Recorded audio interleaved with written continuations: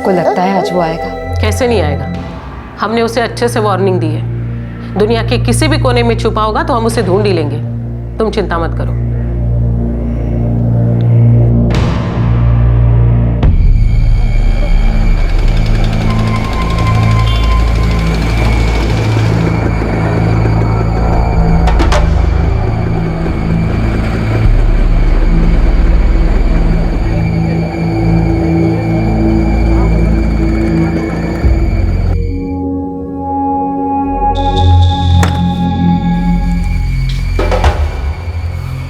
प्रणाली मैडम जी। नमस्ते, मैं गगनदेव।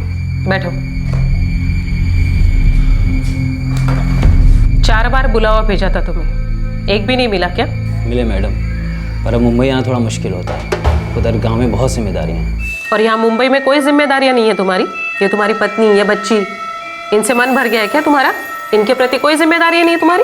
मैडम ये आप क्या कह रही हैं? तुम्हारी पत्नी इस बच्चे की परवरिश के लिए कितनी तकलीफ उठा रही है, इसका जरा भी अंदाजा है तुम्हें? मैडम ये झूठ बोल रही है, उल्टा सीधा इल्ज़ाम लगा रही है मुझ पर, और आप इसके झांसे मारे हैं। मैडम ना ये तो मेरी बीबी है और ना ही बच्ची मेरी है। ये मुझे ब्लैकमेल करने की कोशिश कर रही है और इसको लगता है कि कानूनी मामले फंसा कर मुझे मानने में मजबूर कर सकती है कि मेरी पत्नी है। लेकिन नहीं मैडम, मैं बिल्कुल भी नहीं मानने वाला।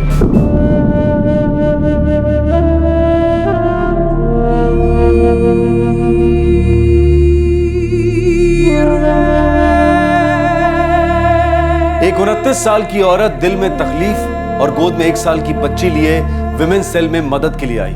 वो चाहती थी कि उसका पति लौट आए और उसे और उसकी बेटी को अपनाए। लेकिन जिस आदमी को वो अपना पति कह रही थी, वो जब आया तो उसने उस औरत और उस बच्ची को पहचानने से साफ इनकार कर दिया।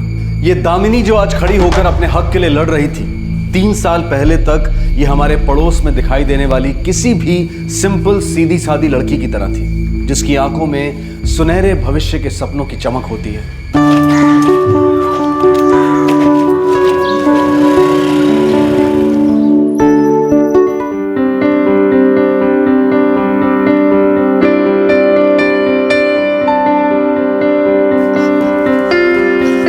अच्छा पापा, मैं चलती हूँ, बहुत देर हो गई है। पापा मैं क्या कह रही थी कि किचन में मैंने खाना रख दिया, आप प्लीज गर्म करके खा लेना। ठीक है बेटा। ओके बाय पापा। बाय बेटा, अब ध्यान से जाना बेटा। ओके पापा।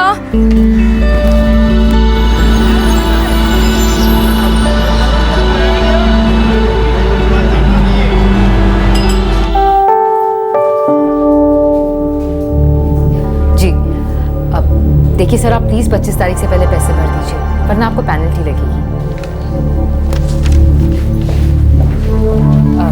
Thank you sir. दामिनी ये लिस्ट लो, इसमें विवेक बहल का नंबर है। इसका बैलेंस 6000 से ऊपर चला गया और 4 महीने से इसने बिल नहीं भरा है। सर मैं इन्हें 3 दिन से लगातार फोन कर रही हूँ, पर हमेशा इनका फोन ऑफ आता है। ये लो, ये इसका फॉर्म है, इसमें इसका ऑल्टरनेट नंबर है। इसको ट्राई करो और इस रिकवरी को प्रायोरिटी पे डालो, ठीक है? Right sir.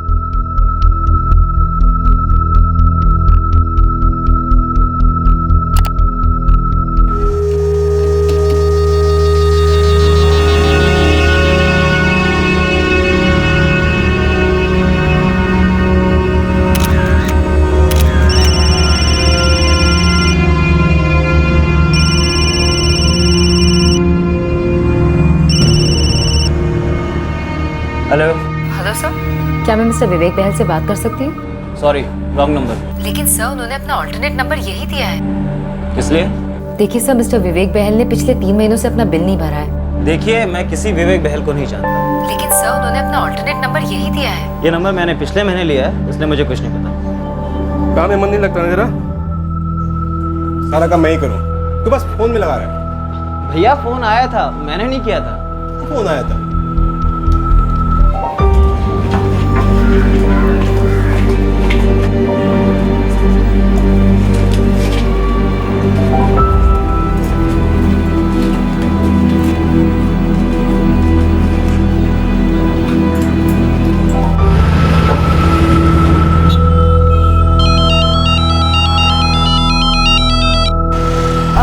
Good evening sir. Damini वो कस्टमर विवेक बहल को फॉलो अप किया? जी सर मैंने किया था।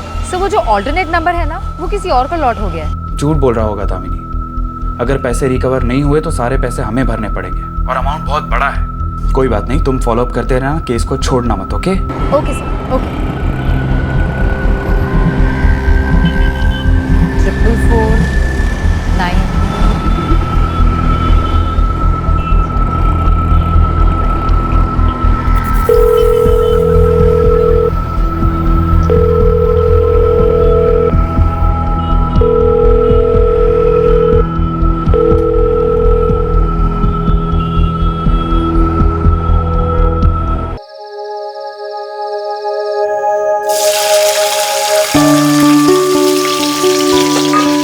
ये ले बेटा।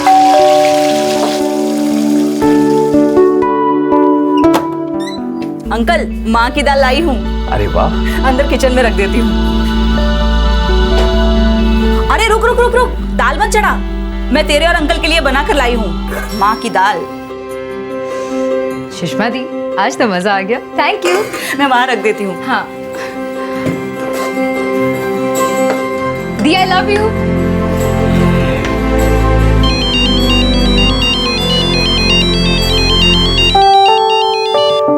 हेलो, कौन बोल रही हैं? आपने फोन किया है? जी वो आपके नंबर से मिस कॉल था। आप कौन बोल रहे हैं? जी मैं गगन। जी मैंने तो नहीं किया। वैसे आप कौन बोल रही हैं? सॉरी, मैंने कहा ना मैंने कोई फोन नहीं किया।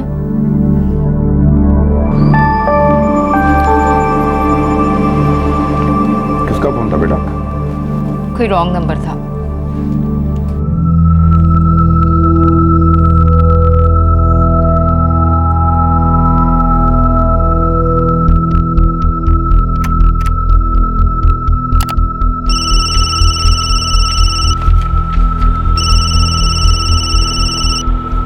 हेलो। हेलो सर, क्या मैं मिस्टर विवेक? अरे मैडम, मैंने आपसे कल भी बोला था कि ये किसी विवेक बहल का नंबर नहीं है और ना ही मैं उसको जानता हूँ। सर लेकिन उन्होंने अपना ऑल्टरनेट नंबर यही दिया है। एक मिनट, एक बात बताइए, कल आपने मुझे किसी दूसरे नंबर से कॉल किया था? सर मैं समझी नहीं आप क्या कह रहे हैं। कल आपका मिस कॉल आया था, मैंने पलट के फ़ोन किया तो आपने कहा कि आपने फ़ोन ही नहीं किया। मैं गगन, याद आया आपको? मिस्टर गगन, क्या मुझे आपका एड्रेस मिल सकता है? आप किस लिए मिलना चाहते हैं? देखिए मिस्टर गगन, हमारा मिस्टर विवेक बहल पे काफ़ी अमाउंट आउटस्टैंडिंग है और उन्होंने अपना ऑल्टरनेट नंबर यही दिया है। अब क्रॉस चेक तो करना ही होगा ना। आप आएंगी क्रॉस चेक करने? सर आप अपना एड्रेस देंगे? लिख लीजिए। मैं कम इन सर? कमेंट। सर वो जो मिस्टर विवेक बहल का ऑल्टरनेट नंबर था वो अब किसी गगन देव को अलॉट हो गया। वो फोटो स्टूडियो चलाता है। सर वो बता रहा था कि वो किसी विवेक बहल को नहीं जानता और उसने ये नंबर 1 महीने पहले ही लिया है। ओके, विवेक बहल के एड्रेस पे किसी ने विजिट किया? सर मैंने राकेश से कहा था, वो बता रहा था कि विवेक बहल वहाँ पे किराएदार था जो भी छोड़कर जा चुका है। ठीक है, किसी को गगन के पास भेजो, स्टूडियो पे। Right sir. Yes sir. Rakesh को बोलो मैं बुला रहा हूँ। सर राकेश जी तो 2 दिन से छुट्टी पर है। अरे यार, ये रिकवरी ने मुझे परेशान कर दिया है। दामिनी तुम खुद जाओ और देखो चक्कर क्या है। मुझे इस रिकवरी को एंड करना ही करना है। Okay sir.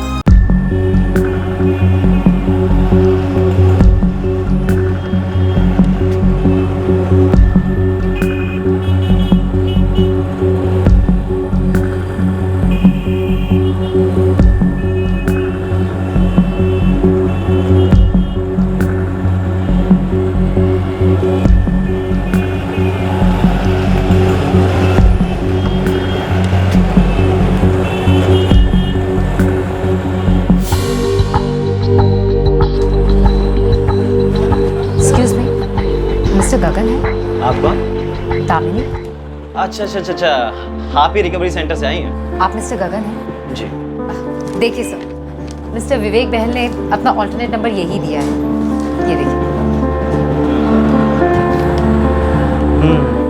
माना, देखिए जैसे मैंने आपको पहले ही बताया था कि ये नंबर मैंने पिछले महीने लिया हुआ है। बाकी आपके विवेक बहल को मैं नहीं जानता। देखिए सर, मैं तो समझ गई, लेकिन रिकवरी डिपार्टमेंट नहीं समझेगा। वो पेपर्स मांगते हैं, तो क्या आप प्लीज़ अपने पेपर्स की कॉपी दे देंगे? पेपर्स तो घर पे पड़े हैं, आप कल आ जाइए, कल मिल जाएंगे आपको पेपर। जी थैंक यू सर, मैं कल किसी को भेज दूंगी ऑफिस से कलेक्ट करवाने के लिए। ठीक है। अब सुनिए, पानी। जी पानी चलिए। एक मिनट।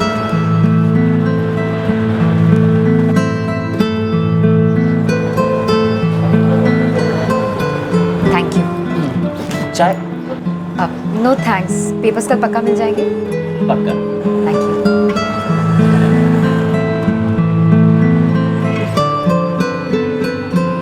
यूं ही एक वर्क रिलेटेड फोन कॉल के दौरान हुई बात, फिर पहली मुलाकात। गगन को दामिनी पसंद आई और अब उसके पास दामिनी का पर्सनल नंबर भी था। यूं ही फिर फोन कॉल्स बढ़े, बातें बढ़ी और इससे पहले कि दामिनी कुछ समझ पाती, वो दोनों एक दूसरे के प्यार में डूबने लगे। तुम उत्तर प्रदेश से हो? हाँ, कमाल है, मैं भी तो यूपी से हूँ। वैसे तुम लोग यहाँ मुंबई कब आए? हम लोग मुंबई 93 में आए थे, जब दंगों में हमारी दुकान जला दी गई थी। बस उसी वक्त मुंबई आना हुआ। तब तो मैं बहुत छोटी थी। अच्छा, तो तुम्हारे घर में कौन कौन है? फिलहाल तो बस मैं और पापा है। पापा रिटायर हो गए हैं और माँ को गुजरे हुए 11 साल। एक बड़े भैया हैं, वो भी 4 साल पहले शादी करके गांव शिफ्ट हो गए। वहाँ हमारी पुश्तैनी ज़मीन है, बस वहीं पे खेती बाड़ी करते हैं। वैसे तुम्हारे घर में कौन कौन है? मैं हूँ, माँ, बाबूजी, बड़ा भाई जयराज और भाभी। हमारे 2 फोटो स्टूडियो हैं, एक बाबूजी संभालते हैं तो दूसरा मैं और बड़ा भाई। और घर का सारा कामकाज माँ और भाभी संभालती हैं। तो ले दे के घर में एक ही कवारा है, मैं। अच्छा दामिनी, एक सीधी सी बात, क्या? मुझसे शादी करोगी?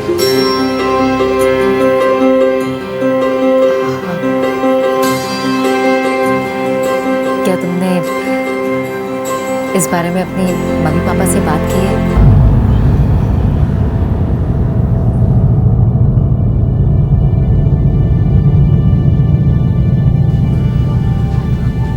गगन बेटा, हम एक दूसरे से मिल लिए, जान लिया एक दूसरे को। मैं जानता हूं बेटा तुम बहुत अच्छे लड़के हो, पर बेटा तुम्हारे माँ बाप से ना ही कभी दामिनी मिली है और ना ही कभी मैं। बेटा ये सारी बातें तो घर वाले बैठ कर तय करते हैं ना। देखिए पापा, मेरे माँ बाप नहीं मानने वाले। हालांकि उनकी नज़र में मैं एकदम निकम्मा और आवारा हूँ, फिर भी वो बिना दहेज की शादी नहीं करेंगे। और अगर उनके भरोसे रहे तो हम लोग कभी साथ नहीं रह पाएंगे। लेकिन पापा, अगर एक बार शादी होगी ना तो फिर तो उनको मानना ही पड़ेगा।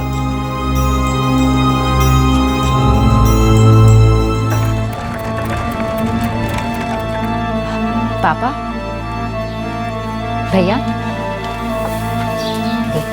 तो क्या शादी के बाद तुम लोग यहीं रहने वाले हो? हाँ, मैं वैसे भी पापा को अकेले नहीं छोड़ना चाहती थी। लेकिन उसके घर वाले मान जाएंगे? मैं गगन के भैया भाभी से मिली हूँ, उन्हें सब पता है।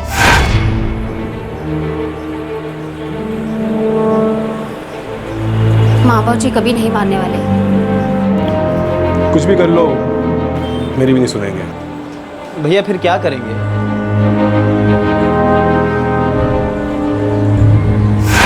गगन के भैया भाभी को मंजूर है, लेकिन उन्हें लगता है कि शायद माँ बाबूजी नहीं मानेंगे।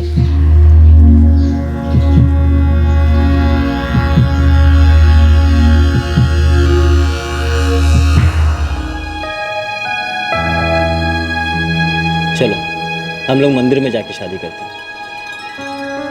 क्या हुआ अगर मेरे माँ बाबूजी का आशीर्वाद नहीं, तुम्हारे पापा का आशीर्वाद तो साथ में है। और वैसे भी आज नहीं तो कल मेरे माँ बाबूजी भी मान जाएंगे।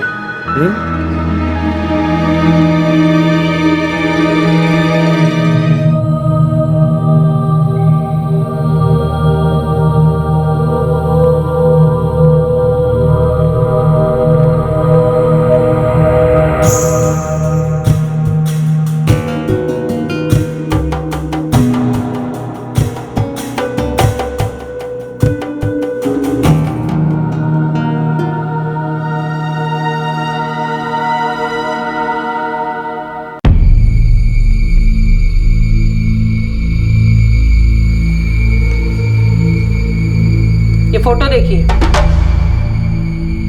इसमें आप ही है ना या कोई और है?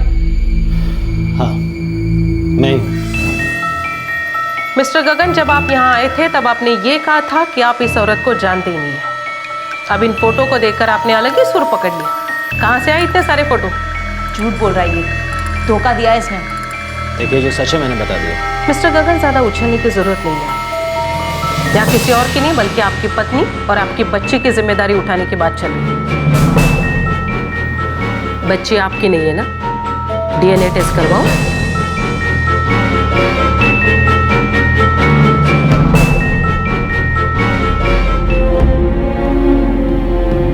तुमने मुझसे कहा नौकरी छोड़ दो, मैंने छोड़ दिया। दिन दिन भर घर में पड़ी रहती हूँ और तुम हो कि 3-3, 4-4 दिन घर नहीं आते, हमेशा मुझसे दूर रहते हो। प्लीज मुझे अपने घर ले चलो ना। देखो दामिनी, तुम्हें तो मालूम है कि माँ बाबूजी को मनाना भी बाकी है, और वैसे भी मेरे घर की औरतें नौकरी नहीं करती, इसीलिए तो मैं तुमसे वो सब करवाना चाह रहा हूँ कि कैसे भी करके माँ बाबूजी को तुम पसंद आ जाओ। यार ऐसे मुंह मत लटकाओ, अच्छी नहीं लगती हो। हंसो हंसो।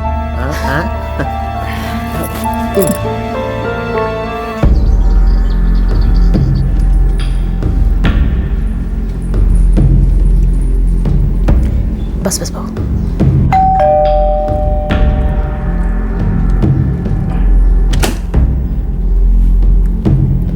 आओ साहबजादे, मिल गई फुर्सत?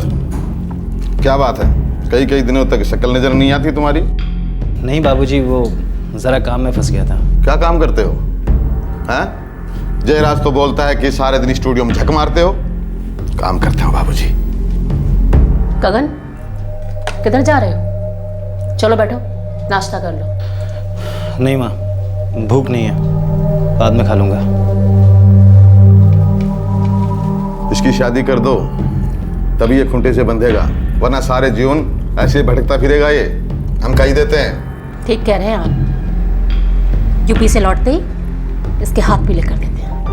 बाबूजी, कल दोपहर 3 बजे की ट्रेन है, 1 बजे घर से निकल जाएंगे। ठीक है जयराज जी। तो दोनों स्टूडियो संभाल तो लेगा ना? अरे बाबूजी, आप निश्चिंत रहिए।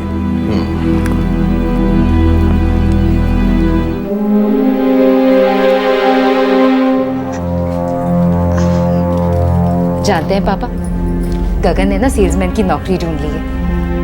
जॉब तो ठीक है बेटा, पर मुझे डर लग रहा है वो कब तक अपने परिवार के साथ इस तरह आंख मिचोली खेलता रहेगा। पापा, सब ठीक हो जाएगा। गगन कोशिश कर रहे हैं ना, आप देखना बहुत जल्दी सब कुछ ठीक हो जाएगा। मुझे पूरा यकीन है पापा।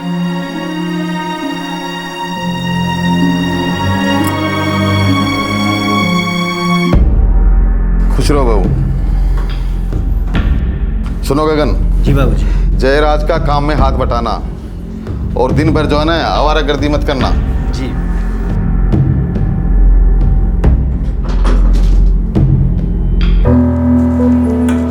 गगन, दामिनी को ले आओ, यही मौका है। माँ बाबूजी 15 दिन बाद आएंगे। पर भाभी, माँ बाबूजी आ जाएंगे फिर क्या करेंगे? फिर उन्हें सच्चाई बता देंगे कि आपने शादी कर ली है। एक बार गुस्सा करेंगे फिर तो मान ही जाएंगे ना।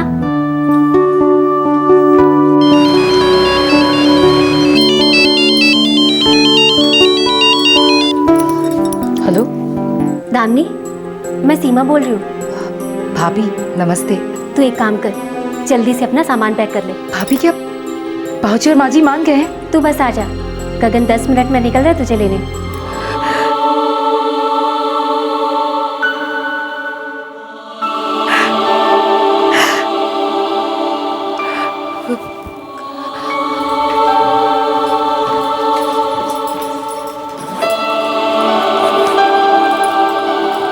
दामिनी, बेटा ना ही तेरी शादी ठीक से हुई, ना ही मैं तुझे ठीक से विदा कर पा रहा हूं। कोई बात नहीं पापा, आप चिंता मत कीजिए। देखना, अब सब ठीक होने वाला है।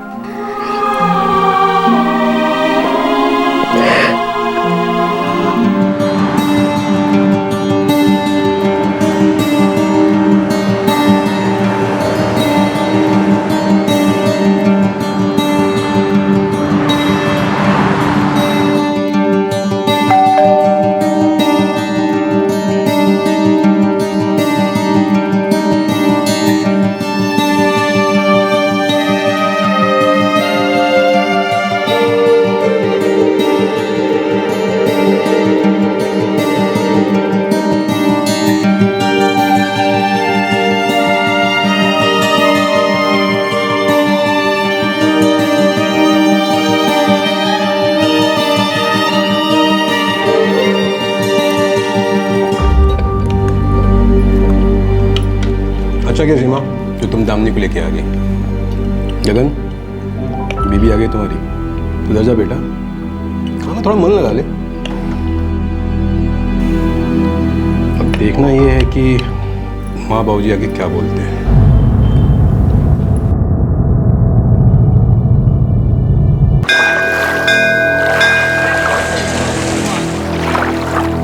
महेश जी भाई साहब। गगन के लिए एक लड़की है जी, इकलौती है, अच्छा पैसे वाला परिवार है। तो बात चलाओ ना भाई साहब। वैसे उसकी उम्र शादी लायक हो गई, शायद शादी के बाद वो लाइन पे आ जाए। 10 लाख रुपए कैश देंगे, 30-35 तोला सोना और भी बहुत कुछ देंगे। इकलौती लड़की है ना आखिर। इकलौती है, फिर और किसको देंगे? भाई साहब आप तो बस बात चलाइए।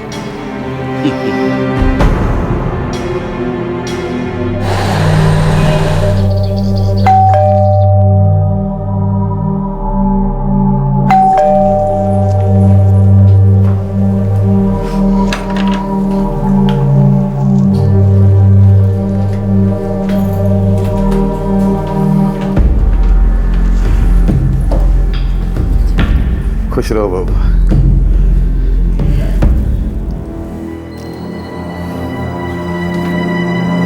खुश रहो, खुश रहो। ये कौन है? माँ बाबूजी, ये दामिनी है। दामिनी तो ठीक है, पर ये है कौन? माँ जी, बाबूजी, गगन ने शादी कर ली है। ये आपकी बहू दामिनी है।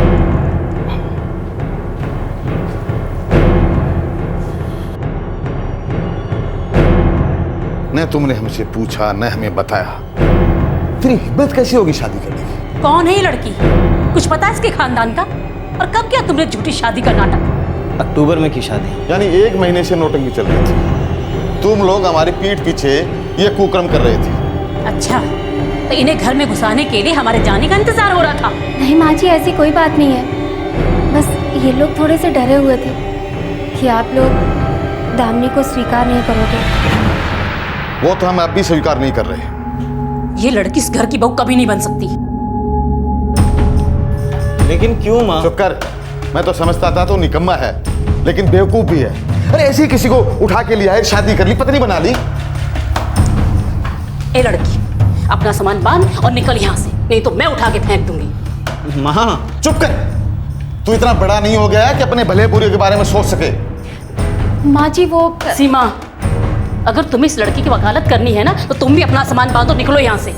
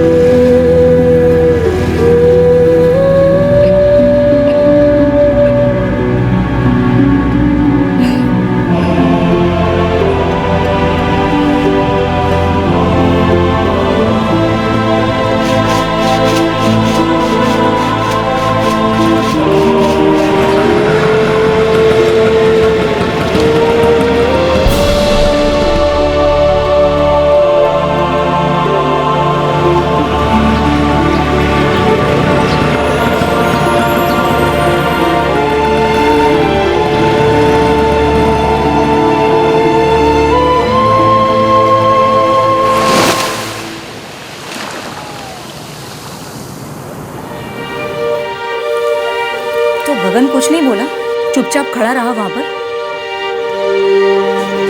उन्होंने कहा है कि वो सब संभाल कर जल्दी आ जाएंगे मेरे पास। क्या बकवास है?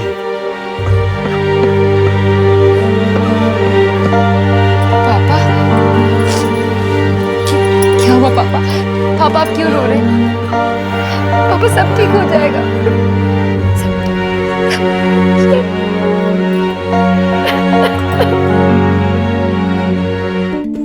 अरे का गधापना कर दिया गगन ने। बड़ा बेवकूफ निकला हमारा लड़का। लड़की ने बहलाया फुसलाया होगा। तुम एक काम करो, गगन को कहो कि ताऊ जी ने जो लड़की देखी है वो बहुत अच्छी है, बहुत कुछ लेकर आई। और अगर फिर भी दिमाग में बात नहीं आती है तो लड़की के बाबूजी को बुलाओ, उससे मोल भाव करो, सौदा करो, बिना सौदे के मत जाने देना। अरे हमारा लड़का जो है वो कोई रद्दी नहीं है कि ऐसा ही फेंक दे, समझ गए ना? आप ठीक कह रहे हैं भाई साहब। माँ, वो अच्छी लड़की है, तभी मैंने शादी की। उस बेचारे की माँ मर चुकी है, बाप रिटायर हो चुके हैं, थोड़े गरीब जरूर हैं। तो क्या करें, हमने धर्मशाला खोल रखी है। अरे बेटा, तुझे तो अपने भविष्य की परवाह नहीं है। अगर वो खाली हाथ चली आई, कुछ नहीं लाई, तो क्या खाक करेगा जीवन में? हाँ? गगन, उसके बाप से बोल एक बार मुझसे आकर मिले। ये क्या कह रहे हैं आप? इसमें हर्ज क्या पुष्पा, एक बार मिल लेते हैं ना।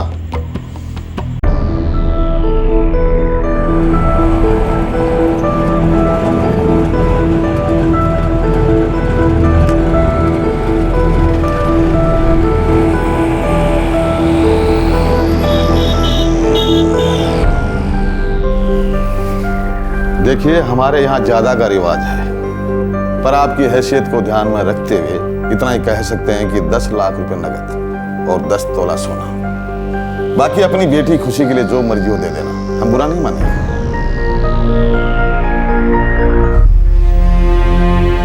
मैं पेंशन पर जी रहा हूँ, एक गवर्नमेंट फैक्ट्री में काम करता था। मेरी तो इतनी हैसियत भी नहीं है, समझी जी। अभी बात पक्की नहीं हुई और आप रिश्ते गांठने लग गए। पहले सारी व्यवस्था कर लो, फिर अपनी बेटी को भेज देना और मुझे समझी बोल देना। अभी आप माफ कीजिएगा।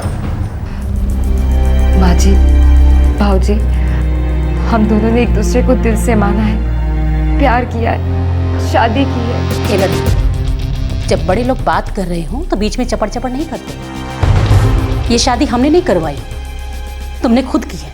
और वैसे भी इस शादी का कोई मतलब नहीं। हमारे यहाँ शादी बड़े धूमधाम से की जाती है, पूरे खानदान रिश्तेदारों को बुलाया जाता है। एक शानदार रिसेप्शन दो और जितना कहा गया है कम से कम उतना लेकर आओ, फिर कर लेना अपनी मुँह दिखाई।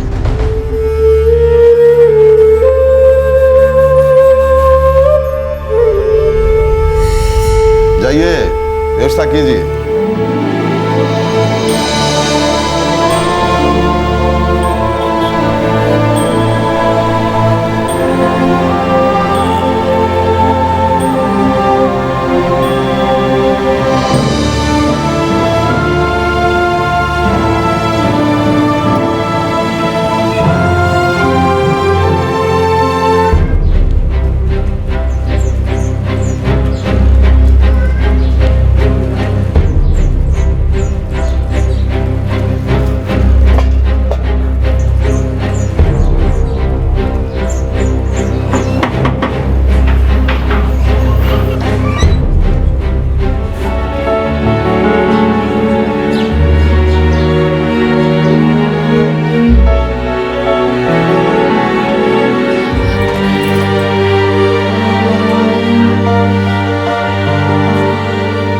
पापा, मैं घर छोड़ आया हूँ। अब मैं यहीं आप लोगों के साथ रहूँगा। बेटा, ये इतना आसान नहीं है, खास करके एक लड़की के लिए तो बिल्कुल ही नहीं। इसे ससुराल वाले जब तक अपना नहीं लेते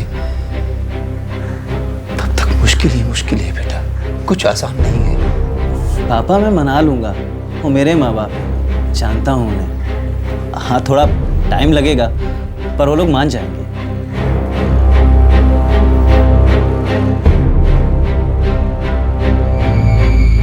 इस लड़की को धोखे पे धोखा देते रहे हो तुम।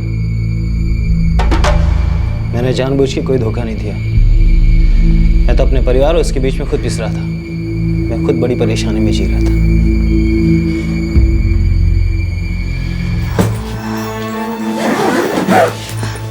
वापस कब आओगे? माँ की तबीयत ठीक हो जाए मैं आ जाऊंगा। अच्छा पापा, मैं चलता हूँ। बेटा, कोशिश करना कि तुम्हारे माँ बाप मान जाएं।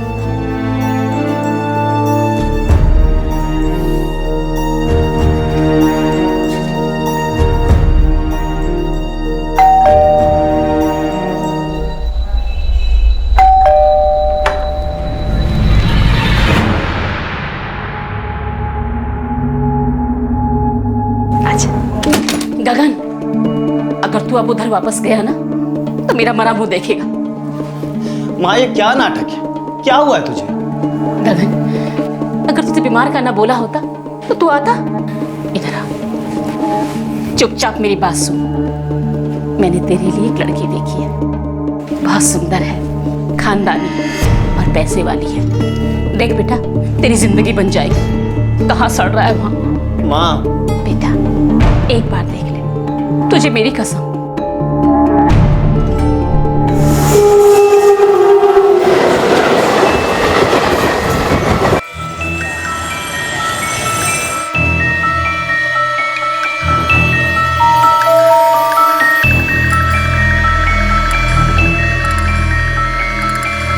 हम कह रहे हैं हमें तो वैशाली पसंद है। आप हाँ करें तो बात आगे बढ़े।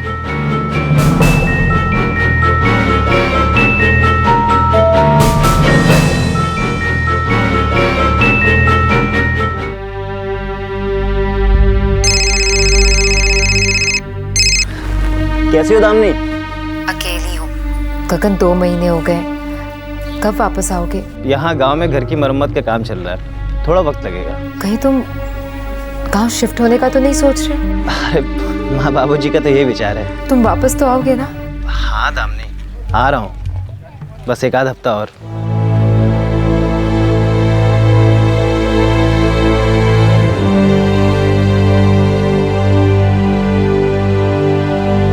गगन दामिनी के पास लौटा, लेकिन थोड़े से वक्त के लिए, और अगले 6 महीने तक वो आता जाता रहा। अगस्त 2010 में दामिनी प्रेग्नेंट हो गई। यही वक्त था जब दामिनी को गगन के साथ की और इस रिश्ते को ठहराव की जरूरत थी। लेकिन गगन अब भी टालमटोल जवाब ही देता रहा कि कब उसके माता पिता दामिनी को बहू के रूप में स्वीकार करेंगे। पहला बच्चा है? जी। ठीक है, अपना ध्यान रखना। जो विटामिन मैं लिख रही हूँ उन्हें टाइम पे ले लेना, और अगले महीने चेकअप के लिए आ जाना। जी।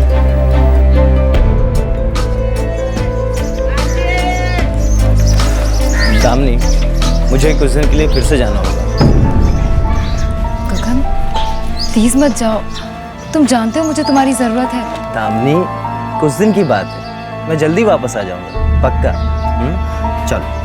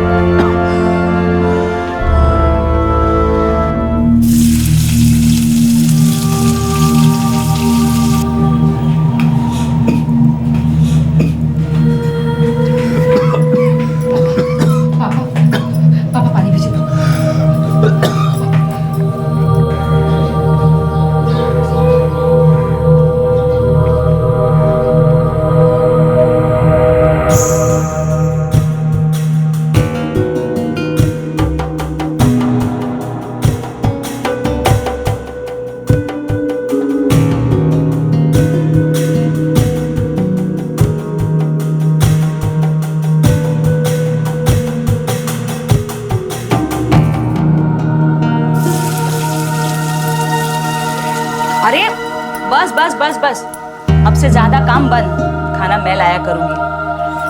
अब तुझे इसका ख्याल रखना है। अब 1 नहीं 2 है तू, समझी? जा आराम कर, मैं बना लूंगी।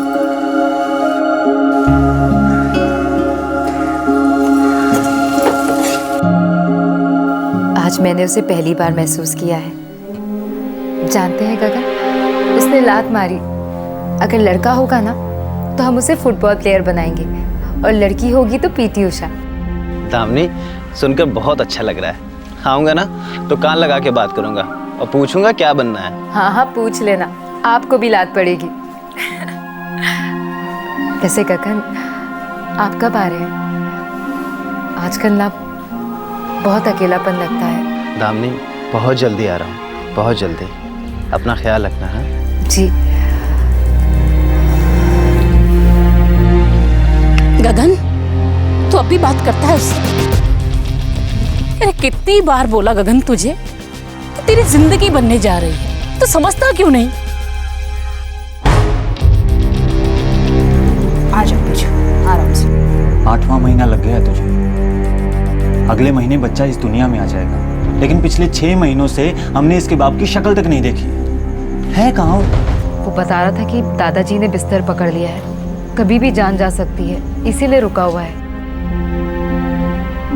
और इधर तू और तेरा बच्चा, इन दोनों जानों की कोई परवाह नहीं उसे।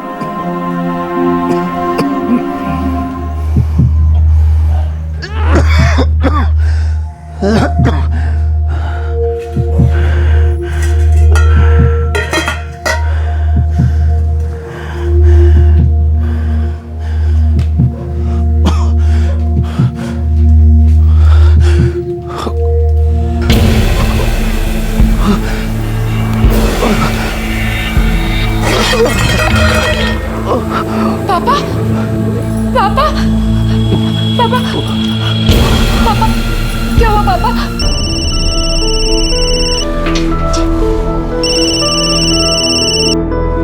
हाँ दामिनी बोलो।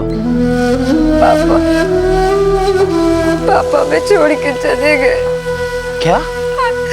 आज सुबह उन्हें हार्ट अटैक आ गया। दामिनी तुम ठीक तो हो ना?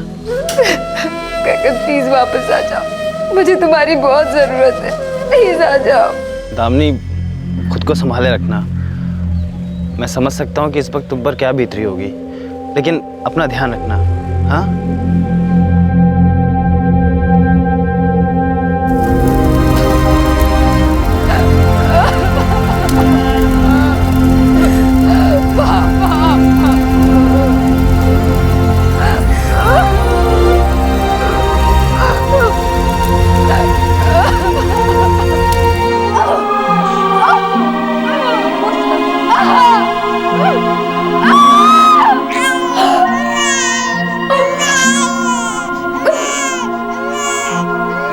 मुबारक हो दामिनी, एक सुंदर सी बेटी हुई है।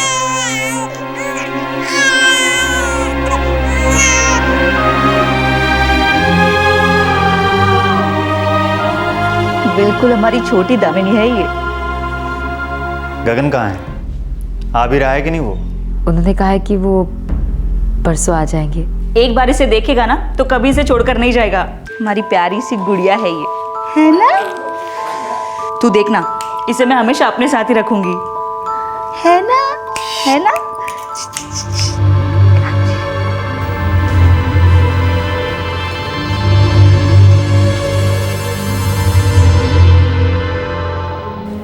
अब तुम कहोगे कि बिल्कुल तुम पे गई है।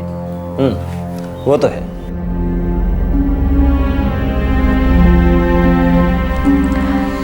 प्लीज अब मुझे अकेला मत छोड़ना। देखो दामिनी, एक बार तो जाना होगा। क्या है कि दादाजी की तबीयत बहुत ख़राब है, अंतिम सांसें लेने में जाए। और हाँ, फिर माँ बाबू जी को पोती की खुशखबरी भी तो सुनानी है। थोड़ा सा वक्त लगेगा, पर देखना वो लोग मान जाएंगे। और तुम चिंता मत करो, मैं अच्छे के लिए जा रहा हूँ।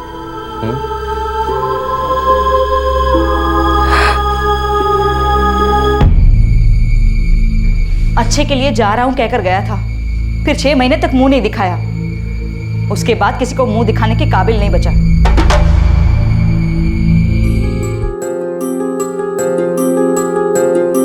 देख दामिनी, तू अपना ये थैंक यू बंद करा। महक हमारी भी बेटी है ना? है ना? और कब आ रहा है वो गगन? उसको बोल कि तुरंत आए। अब पानी सर के ऊपर जा रहा है। इस बार मैं और शाम बात करेंगे उससे।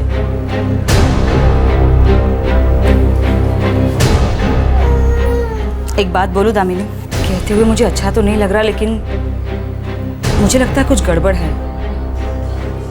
उसका पूरा परिवार गांव शिफ्ट हो गया। दादाजी पिछले 1 साल से अंतिम सांसें गिन रहे हैं। जरूर ये कोई बहाना है।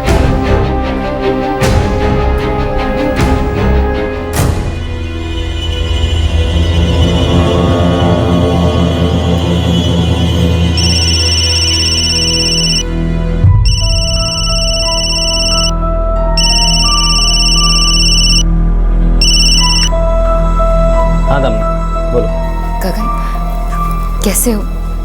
दादाजी कैसे हैं? दामिनी क्या है? क्या चाहिए? गगन, मैं तुम्हारा इंतजार कर रही हूँ। तुम कब वापस आओगे? कब मेरा पति मेरे साथ रहेगा? कब मेरी बच्ची का पिता उसे अपनी गोद में उठाकर खिलाएगा? कब हम लोग साथ में रहेंगे? कब तुम्हारा परिवार हमें अपनाएगा? तो मुझे ऐसा लगने लगा है कि कहीं तुम खुद ही तो मैं अपनाना नहीं चाहते। हेलो गगन, तुम सुन रहे हो ना? देखो दामिनी, मुझे लगता है कि हमारे बीच में कुछ भी नहीं बचा है। कुछ नहीं बचा? गगन तुम ये क्या कह रहे हो?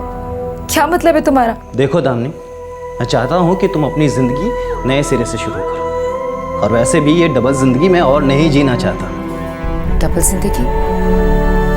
क्या मतलब? सीधी सी बात है दामिनी, मेरा परिवार तुम्हें कभी नहीं अपनाएगा, इसलिए कहता हूँ कि कोई मिले तो सेटल हो जाओ। कैसी बातें कर रहे हो तुम? तुम मेरे पति हो, मेरी बच्ची के पिता हो। गगन,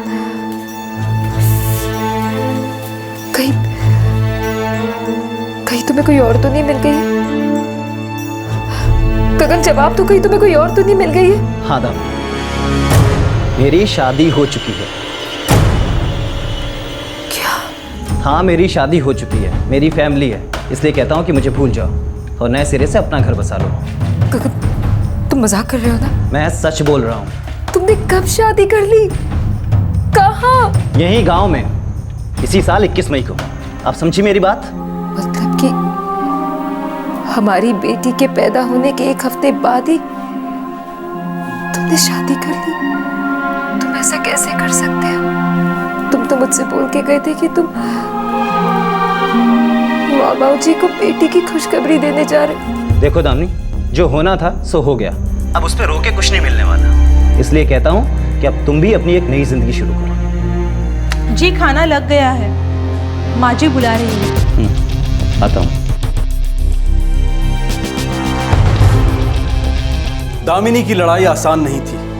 गगन अब शादीशुदा आदमी था जिसने 2 शादियां की थी। दामिनी को एक पत्नी का और एक माँ का हक चाहिए था, और उसे अपनी बेटी को उसके बाप से सारे हक दिलवाने थे, उस बाप से जो हक देने के लिए तैयार नहीं था। एक साधारण औरत की अपने हक की लड़ाई, दामिनी की लड़ाई एक विशाल रूप लेने जा रही थी।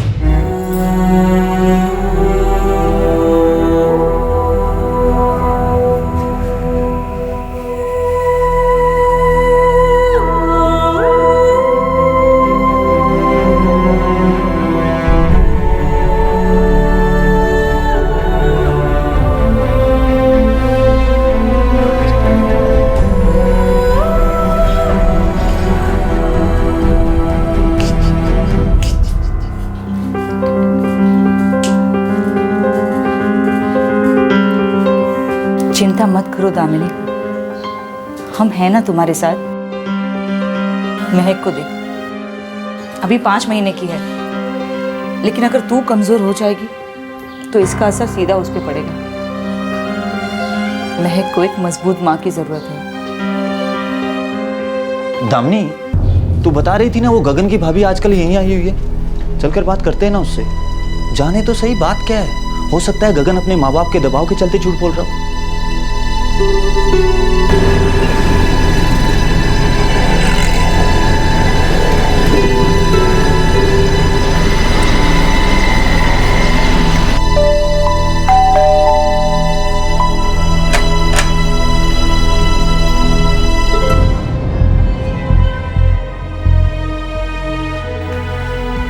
सच कहूं, गगन ने तुमसे झूठ बोला। दादाजी का स्वर्गवास तो कई सालों पहले ही हो चुका है। भाभी, क्या गगन ने सच में दूसरी शादी कर ली? हाँ दादी।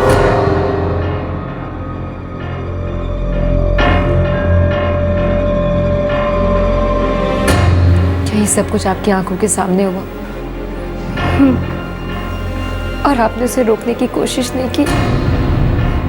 मैं क्या करती दामी? माँ जी, बाबूजी, ताऊजी की बात के खिलाफ जाने की घर में किसी की हिम्मत नहीं होती। अगर कोई कुछ कर सकता था तो वो खुद गगन, लेकिन मुझे लगा वो भी बदल गया, दहेज के लालच में आ गया। वो कुछ नहीं बोला।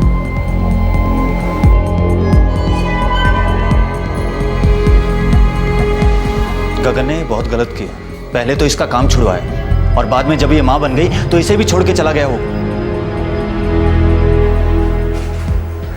दामिनी, बच्ची कैसी है?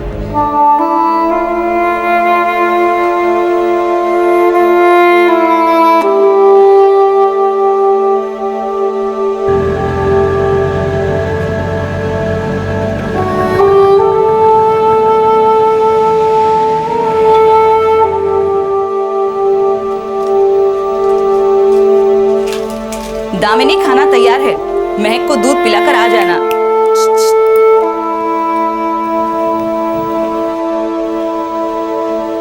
दामिनी, मैं समझ सकती हूँ ये बहुत मुश्किल है, लेकिन कब तक ऐसे अंदर अंदर घुटती रहेगी? कुछ बोलेगी, बात करेगी, तभी तो मन हल्का होगा ना। और हम सब हैं तेरे साथ हमेशा।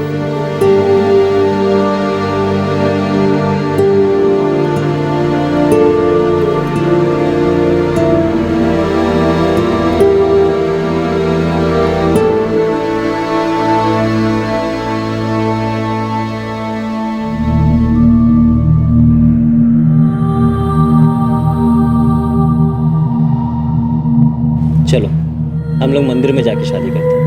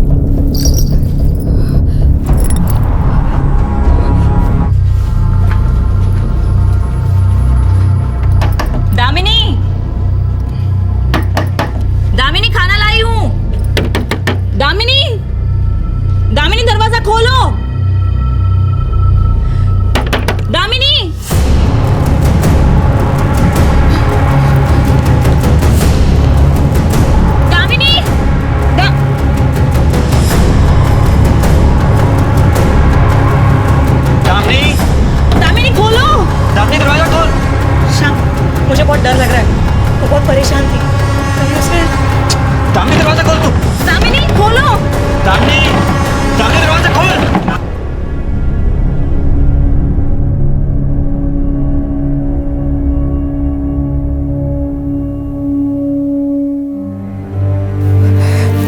बस दीदी, अब मैं जीना नहीं चाहती। मैं महक को भी अपने साथ ले जाऊंगी। मैं उसे इस तकलीफ में नहीं छोड़ूंगी। किसी आदमी ने तुमको धोखा दिया, बच्ची के साथ अकेला छोड़कर चला गया और तुमने सोचा कि बस अब जीने को कुछ नहीं बचा, चलो खत्म कर लेते हैं। दिमाग खराब हो गया क्या तेरा? अरे इसमें तेरी गलती नहीं है, महक की क्या गलती है? अगर गलती किसी की है ना तो उस गगन की है। आइंदा ऐसा सोचना भी मत। और दामिनी, पैदा होना या मरना हमारे हाथ में नहीं है। हमारे हाथ में अगर कुछ है तो वो है अच्छी जिंदगी जीना। याद है तुम्हारे पापा हमेशा बताया करते थे कि तुम छोटी थी तब दंगों के बीच फंस गई थी, तब तुम खुद अपना रास्ता ढूंढते ढूंढते अपने माँ बाप के घर लौट आई थी। इतनी छोटी सी उम्र में जब तुमने इतनी समझदारी और हिम्मत से काम लिया था, तो अब मुझे पता है मेरी दामिनी अब भी अपना रास्ता खोज लेगी। तुझे अपने और महक के हक के लिए उस आदमी से लड़ना है। पड़ोसियों के सहारे जो पड़ोसी कम और परिवार ज्यादा थे, दामिनी ने हिम्मत बटोरी और अपने ऊपर हुई ज्यादती के खिलाफ खड़ी हुई। वो सिर्फ ये चाहती थी कि गगन देव उसे अपनी पत्नी माने और उसकी बेटी को अपनी बेटी।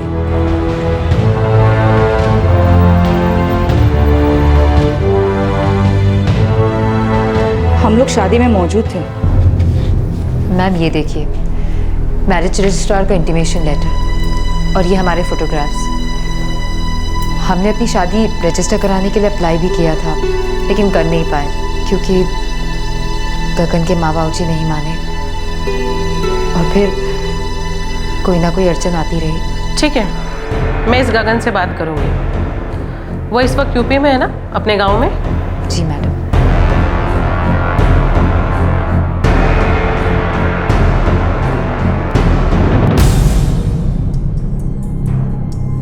मिस्टर गगन, मैं आपके जवाब का इंतजार कर रही हूँ। या आप ये चाहते हैं कि मैं इस एनसी को एफआईआर में बदल दूं? तकलीफ हो जाएगी, समझ लो।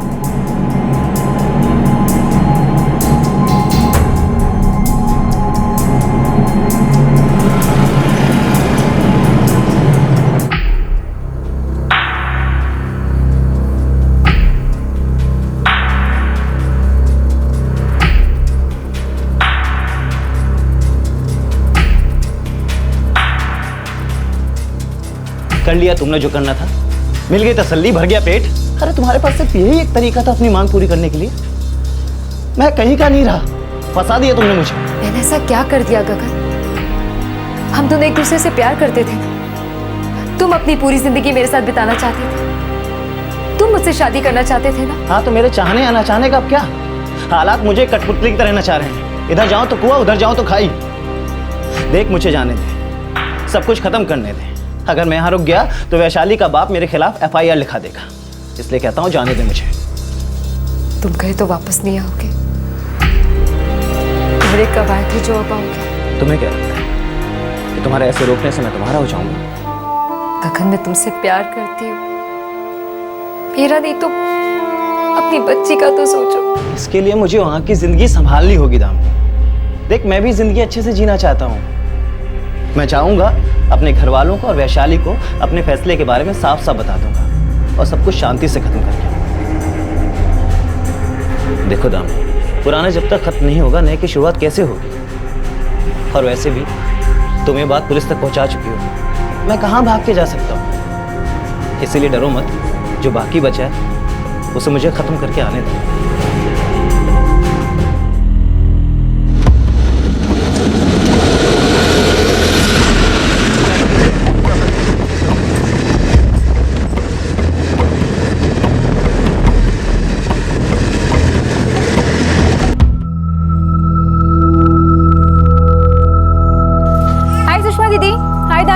अरे शीतल, कैसी हो?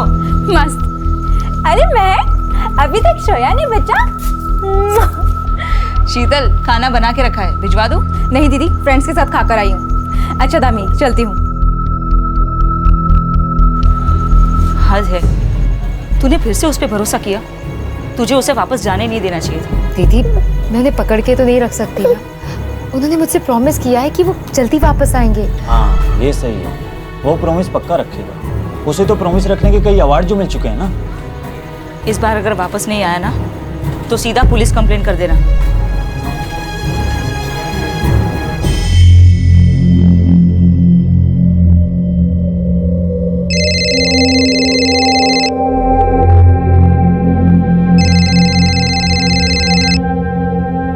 हेलो दामिनी जी, हमने आपको एक सलाह देने के लिए फोन किया है।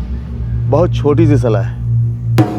गगन के पास आने की कोशिश मत कीजिए, और हाँ, पुलिस से दूर ही रहिए।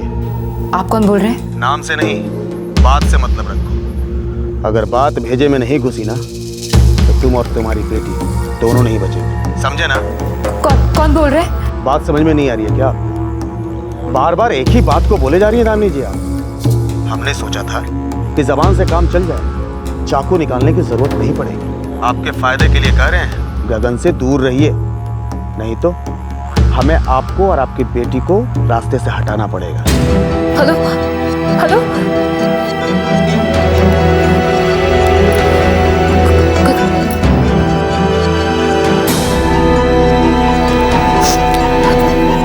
The number you have dialed is not in service at this time.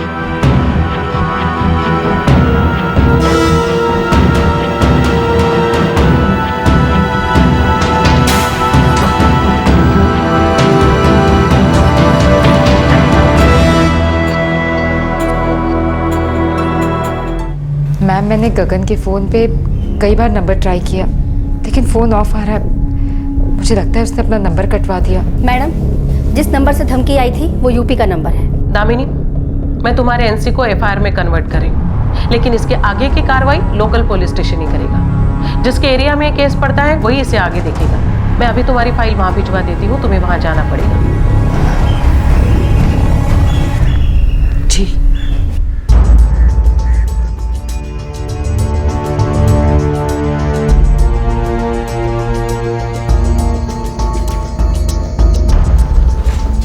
आपको साहब ने बुलाया है।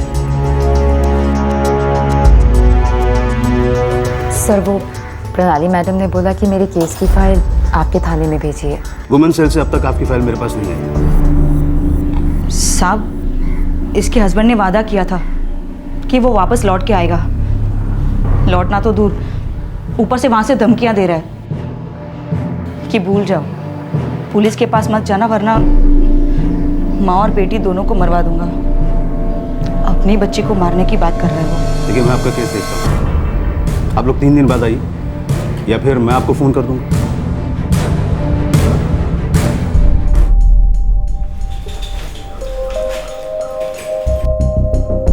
अब मैं क्या कहूँ, आप लोगों की फाइल तो अब तक नहीं आई। लेकिन सर प्रणाली मैडम ने कहा था कि उन्होंने 4 दिन पहले फाइल भेज दी थी। शायद कहीं कोई गड़बड़ हो गई हो। साहब, आप कार्रवाई तो शुरू करें। देखिए, आप लोगों ने एफआईआर वुमेन सेल में किया है तो हिसाब से ही चलना पड़ेगा ना। आप लोग 1 हफ्ते बाद आइए, हो सकता है तब तक फाइल भी आ जाए।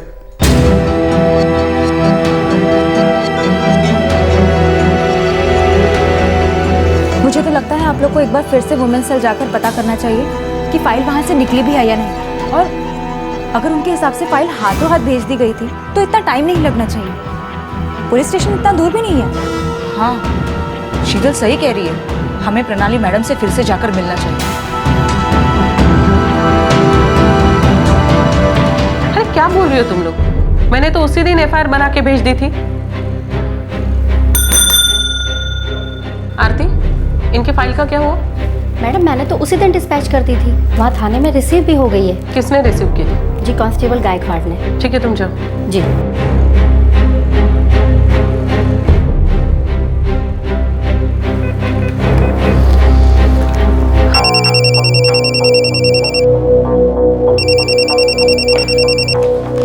नमस्कार, कांस्टेबल गायकवाड़ बोलते हैं। मी PSI प्रणाली शिंदे, वुमेन सेल मधनं बोलती है। 10 दिन पहले हमने दामिनी के केस की फाइल आपके यहाँ भेजी थी, क्या हुआ उसका? मैडम, फाइल तो आई थी हमारे पास। आई थी तो उन लोगों को ये क्यों बताया जा रहा है कि आपके यहाँ फाइल आई ही नहीं है? वो फाइल तो मैंने PS आपको भेजी थी। कदम सर से कनेक्ट कर सकते हैं फोन पे इस वक्त? हाँ मैडम, 1 मिनट।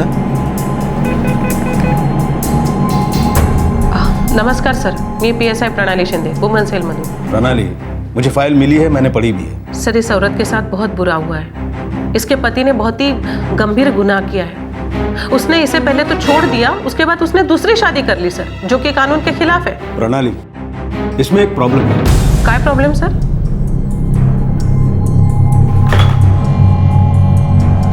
क्या कहा उन्होंने? उन्होंने तुम्हें अभी बुलाया है इसी वक्त। लेकिन उन्होंने हमें ऐसा क्यों कहा कि फाइल मिली नहीं? तुम लोग अभी जाके वहां मिलो तो सही।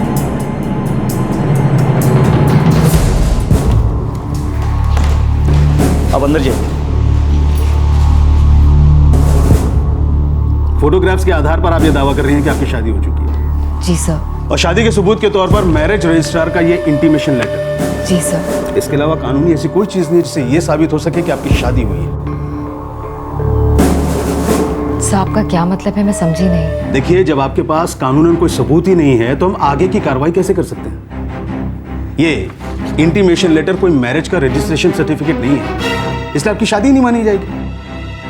और जहां तक ये फोटोग्राफ्स का सवाल है, ये आपकी शादी के नहीं है। आप दोनों के साथ में जो भी फोटोग्राफ्स हैं, इससे ये साबित नहीं होता कि गगन आपका पति है। लेकिन सर, वहाँ विमेन सेल में प्रणाली मैडम के सामने उसने कबूल किया है कि दामिनी उसकी पत्नी है। जी सर, और प्रेगनेंसी के वक्त मैं जब भी क्लिनिक जाती थी वो हमेशा मेरे साथ होते थे। वहाँ के डॉक्टर्स भी उन्हें जानते हैं। मैडम, ये कोई सबूत नहीं है। पर क्लिनिक में तो आपके साथ कोई भी जा सकता है, जरूरी नहीं है कि वो आपका पति हो। देखिए मैडम, मैं आपको झूठा दिलासा नहीं देना चाहता, इसलिए पिछली बार भी आप लोगों को नहीं बताया था। लेकिन हमने केस को फॉलो किया है, उस गगन को भी यहाँ बुलाया था। और देखिए, वो हमें ये देकर गया है। ये लेटर आप ही का लिखा हुआ है, नीचे आपकी सिग्नेचर है, मई 2011।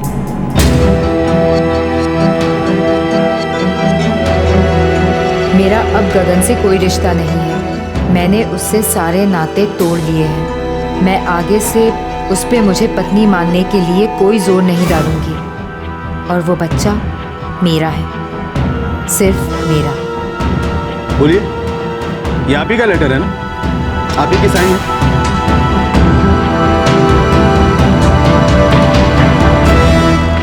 दामिनी, ये तूने लिखा है?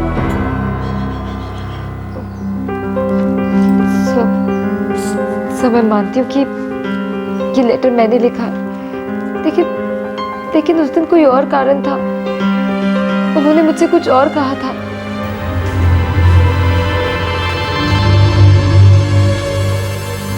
अब तुम कहोगे कि बिल्कुल तुम पे गई है। वो तो है। प्लीज अब मुझे अकेला मत छोड़ना। देखो दामिनी, एक बार तो जाना होगा। वो क्या है कि दादाजी की तबीयत बहुत ख़राब है, अंतिम सांसें ले रहे हैं बेचारे। और हाँ, फिर माँ बाबू जी को पोती खुशखबरी भी तो सुनानी है। थोड़ा सा वक्त लगेगा, पर देखना वो लोग मान जाएंगे। पता नहीं वो दिन कब आएगा। गगन, मैं उसके इंतजार में उससे पहले के सारे दिनों की खुशियाँ खोना नहीं चाहती। वो दिन जल्दी आएगा। हमारी बेटी हमारे लिए खुशियाँ लाई है। बस तुम जरा सी हेल्प कर दो तो वो दिन जल्दी आ जाएगा। बोलो ना गगन, मैं कुछ भी कर सकती हूँ। माँ बाबूजी मुझे तुम्हारे चक्कर में मुंबई नहीं आने देते। उन्हें लगता है कि मैं तुम्हारे पास गया तो लौटूंगा नहीं। मुझे ब्लैकमेल करते रहते हैं, मरने होने की बातें करते हैं। बेटा होना उनका भावनाओं में बह जाता हूँ। तो तुम बताओ मैं क्या करूँ? दामिनी, कुछ ऐसा करते हैं कि उन्हें लगे कि तुम मुझे अब नहीं चाहती हो। और मैं मुंबई यहाँ तुमसे मिलने के लिए नहीं, अपने काम से जा रहा हूँ, अपना करियर बनाने के लिए जा रहा हूँ। और वैसे भी अब हमारी बेटी हो गई है। देखना, देर सवेर वो लोग मान ही जाएंगे। गगन, तुम वापस आ जाओ, मुझे और क्या चाहिए? मेरा अब गगन से कोई रिश्ता नहीं है। मैंने उससे सारे नाते रिश्ते तोड़ लिए हैं। और मैं अब से उस पे मुझे अपना पति मानने के लिए कोई जोर नहीं डालूंगी। और ये बच्चा सिर्फ मेरा है।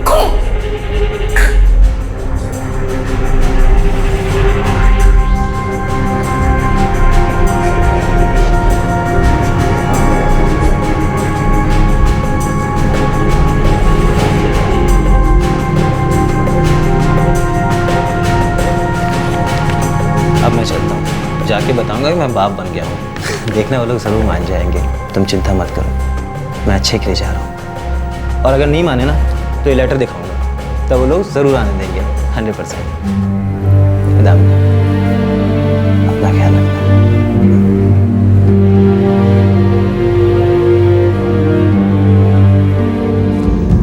चलिए, माना कि ये लेटर आपसे धोखे से लिखवाया गया है, पर ये साबित कैसे होगा? आपकी फीलिंग्स कोई सबूत नहीं है मेरे। सबूत है ये लेटर जिसे आपने लिखा है, जिस पर आपकी साइन है। और यही लेटर आपके खिलाफ जा रहा है। देखिए मैडम, अब आपको यही बोल सकता हूं कि गगन पर कानूनन कोई केस नहीं बनता। कानून की नजर में आप अब भी कुंवारी मानी जाएंगी। अब आप ही बोलिए कि मैं केस क्या बनाऊं?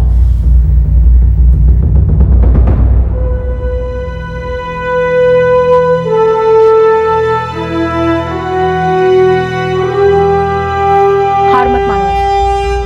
तो अब क्या करें? रो ले दामिनी, जितना चाहे रो ले, लेकिन बस ऐसे हिम्मत मत हारना। अपने दर्द को छुपाओ मत, बल्कि बताओ लोगों को। याद रखना दामिनी, कानून के घर देर है लेकिन अंधेर नहीं। तो क्या हम अदालत में जाएंगे? जरूरत पड़ी तो जाएंगे, लेकिन सबसे पहले हमें दामिनी के दर्द से ज्यादा लोगों को जोड़ना चाहिए। कैसे है? मुझे लगता है हम एक फ्रेंड्स बुक पेज से शुरुआत कर सकते हैं। इससे ज्यादा लोग हमसे जुड़ सकते हैं। लेकिन किसी एक औरत की परेशानी से सबको क्या लेना देना? क्यों नहीं हो सकता? और इसमें प्रॉब्लम ही क्या है? क्यों दामिनी इस तरह बिना किसी गलती के घुट घुट कर जीती रहे, और गगन इतनी गलतियां करने के बाद भी मस्त घूमता रहे? गगन को उसकी गलती का हिसाब चुकाना ही होगा। गगन को दामिनी और महक का खर्चा उठाना ही होगा। बिना किसी सबूत के तो बड़ी आसानी से यूं ही निकलता जा रहा है गगन। लेकिन मुझे पक्का यकीन है लोग आगे आएंगे और हमारी मदद जरूर करेंगे। आजकल ऑनलाइन मूवमेंट्स चल रहे हैं, सोशल नेटवर्किंग साइट्स के जरिए। दामिनी, तू तो पहले कॉल सेंटर में जॉब करती थी ना, तब तो तेरा फेसबुक पर कोई अकाउंट होगा? मेरा अकाउंट था, लेकिन मैंने उसे बंद कर दिया था। गगन को अच्छा नहीं लगता था कि मैं उस पर किसी अनजान लोगों से बात करूं या दोस्ती करूं, बस इसीलिए बंद कर दिया। और जब मैंने ऑफिस छोड़ा तभी उसे डीएक्टिवेट कर दिया। हम उसे रीएक्टिवेट करवा सकते हैं या फिर कोई नया अकाउंट खुलवा सकते हैं। तू अपने हक की लड़ाई लड़ना चाहती है ना?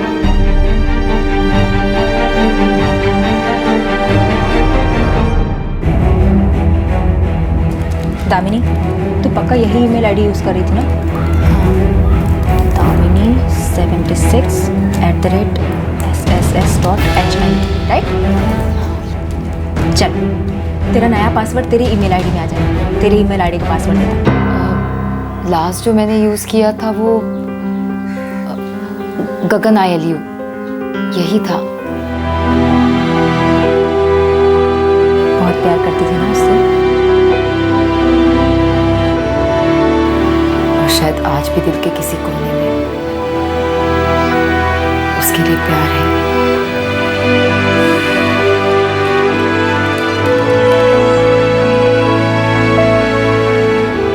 मिल गया। अरे वाह, ये तो चालू भी है।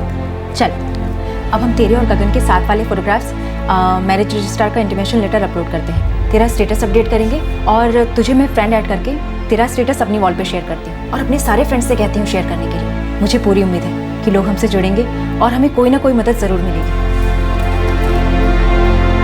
ला, फोटो दे।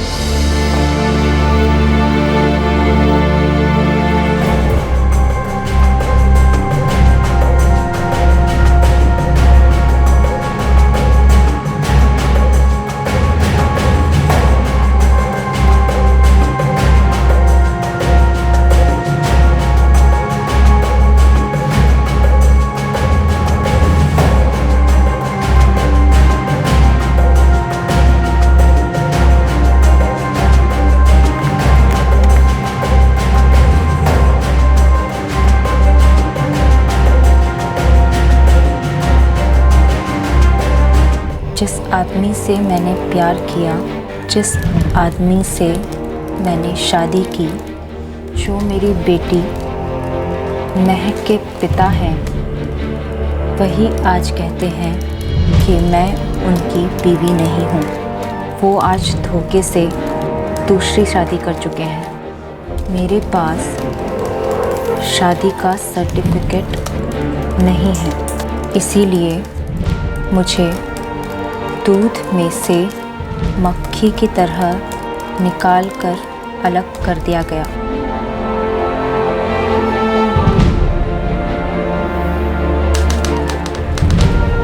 इसीलिए मुझे उसने छोड़ दिया। मैं मदद के लिए थाने गई। वहाँ मुझे सुनने मिला कि मैं अपने पति गगन देव से इस मामले में नहीं जीत पाऊंगी। वो आज यूपी के एक गांव में अपनी दूसरी पत्नी के साथ चैन से ज़िंदगी बिता रहे हैं और मैं यहाँ अपनी और उसकी 1.5 साल की बेटी महक के साथ बड़ी मुश्किल से वक्त काट रही हूँ। मुझे इंसाफ चाहिए। प्लीज़ जितना हो सके इस पेज को फॉरवर्ड और शेयर करें। मुझे अपने हक की लड़ाई में आपका साथ चाहिए। तीर हमने छोड़ दिया है, अब देखना यह है कि निशाने पर कब लगता है। दामिनी ने अपनी लड़ाई की छोटे पैमाने पर शुरुआत की। अपनी लड़ाई को सोशल नेटवर्किंग साइट के जरिए लोगों तक पहुंचाने का ख्याल दामिनी के लिए फायदेमंद साबित हुआ और यहीं से दामिनी की कहानी न सिर्फ दामिनी के आसपास के लोगों तक बल्कि गगन के करीबी लोगों तक भी पहुंची। कुछ लोग मदद के लिए सामने आए और अब दामिनी को अपनी मशाल उठाकर आगे बढ़ना था। क्या दामिनी की लड़ाई आगे बढ़ पाई? जिन लोगों का साथ पाने में दामिनी कामयाब हुई, उसी साथ को क्या दामिनी एक मुहिम में तब्दील कर पाई? दामिनी की लड़ाई ने आगे चलकर एक विशाल रूप हासिल किया। दामिनी की अपने लिए और अपनी बेटी के लिए इंसाफ की जंग जारी रहेगी। भैया, मैं सोच रही थी कि कोई काम शुरू करूं। अच्छा ख्याल है। देख, ऐसे में तू बिजी रहेगी ना तो तेरा मन भी लगा रहेगा और इंडिपेंडेंट भी रहेगी तू। अब गगन के साथ तेरी लड़ाई पता नहीं कब तक चलेगी। महक अभी बहुत छोटी है दामिनी, तुझे वापस ऑफिस जाकर काम करना थोड़ा मुश्किल तो पड़ेगा ही। जानती हूँ दीदी, इसीलिए मैं सोच रही थी कि कोई ऐसा काम मिले जो मैं घर बैठे कर सकूं। देख दामिनी, मैं जानता हूँ तू ग्रेजुएट है, अच्छी पढ़ी लिखी है, पर घर पर तो कुछ छोटा मोटा काम ही मिल सकता है। देख, काम कोई छोटा बड़ा नहीं होता। हाँ, जानती हूँ भैया, काम कोई छोटा या बड़ा नहीं होता, काम तो काम होता है। अगर ऐसी बात है ना तो शायद मैं तेरी कुछ मदद कर सकूं।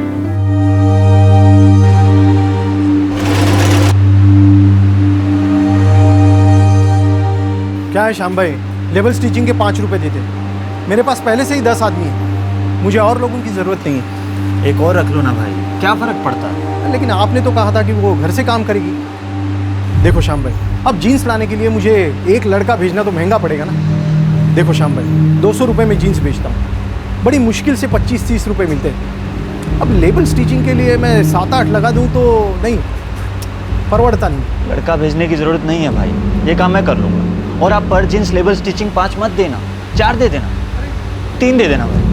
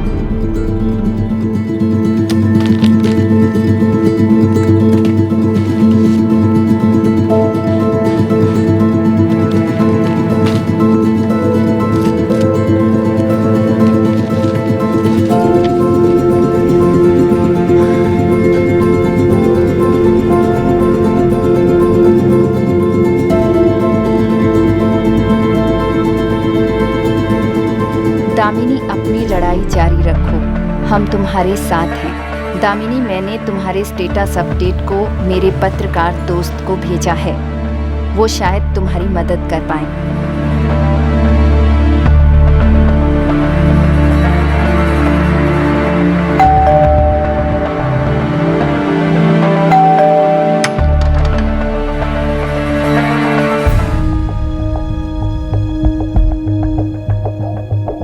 दीदी, बहुत सारे रिस्पॉन्सेज आए हैं। फेसबुक में एक यूपी ग्रुप है, उसमें भी मैंने दामिनी का स्टेटस फॉरवर्ड किया था। शीतल, तुम्हें क्या लगता है इससे कोई फायदा होगा क्या? उम्मीद करने में क्या बुराई है, क्या पता। अब पता नहीं मुझे क्या चाहिए, क्या हासिल होगा।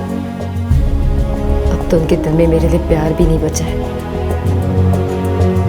ना ही महक के लिए लगा। लेकिन वो अपनी जिम्मेदारी से भाग नहीं सकता, हर बाप की तरह उसे अपना जिम्मा उठाना ही पड़ेगा। इस तरह तुम्हें छोड़कर नहीं जा सकता। तुम ये मत सोचो कि तुम कोई झगड़ा कर रही हो, तुम्हें बस अपना हक चाहिए। तुम्हारा पति और उसका परिवार इस तरह अपनी जिम्मेदारियों से पल्ला झाड़कर बैठ नहीं सकता, तुम्हारी जिंदगी और तुम्हारी भावनाओं से ऐसे खेल नहीं सकता।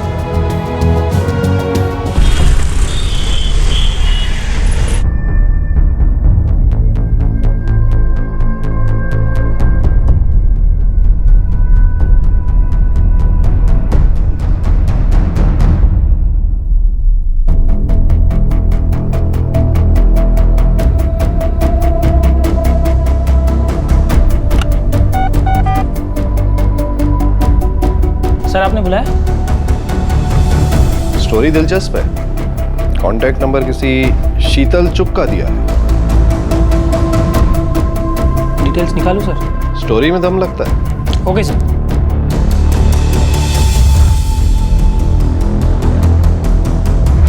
पूरी स्टोरी कवर कर रहे हैं। यूपी का बहुत बड़ा अखबार है और उसकी पहुंच भी बहुत अच्छी है। अच्छा, कब छप रहा है? ये तो नहीं पता, लेकिन हाँ, कम से कम हमारी बात तो आगे बढ़ी।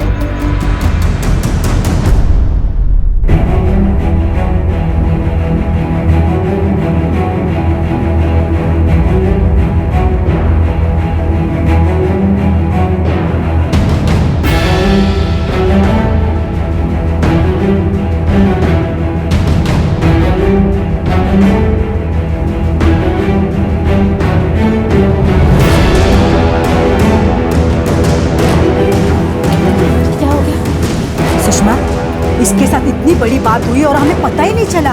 बहुत गलत हुआ इसके साथ। आंटी, अब तो पता चल गया है ना, अब हम सब दामिनी के साथ हैं। हाँ, हम सब साथ हैं। हाँ, हम सब साथ हैं।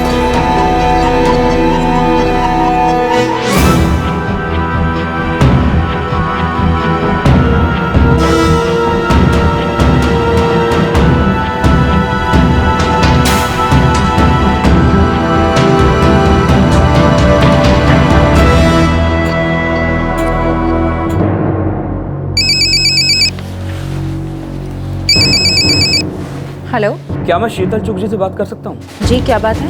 जी, मैं सुनील वर्मा बोल रहा हूँ। मैं फ्रेंड्स बुक के यूपी ग्रुप का एडमिनिस्ट्रेटर हूँ। आपने जो हमारे पेज पे शेयर किया वो मैंने पढ़ा और जो पेपर में छपा वो भी पढ़ा। दामिनी को आप जैसे लोगों के सपोर्ट की बहुत ज़रूरत है। मैं गगन की जिससे शादी हुई है उस वैशाली के परिवार को अच्छी तरह से जानता हूँ। जी?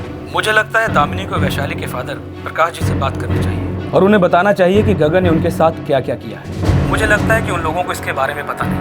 वैसे मैं भी उन्हें बता सकता हूँ, पर अच्छा होगा कि दामिनी खुद सीधे उनसे बात करें। अगर आप नंबर दें तो पहले मैं दामिनी से बात करना चाहूँगा। आप बिल्कुल ठीक कह रहे हैं। मैं अभी आपको दामिनी का नंबर मैसेज करती हूँ। थैंक्स।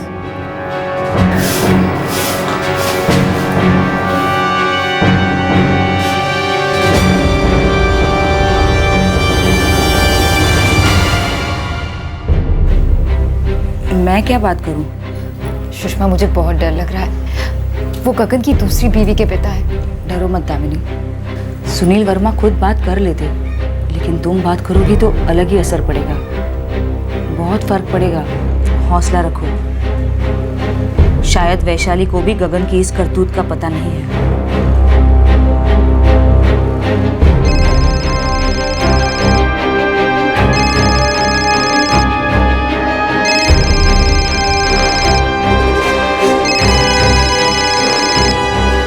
हेलो।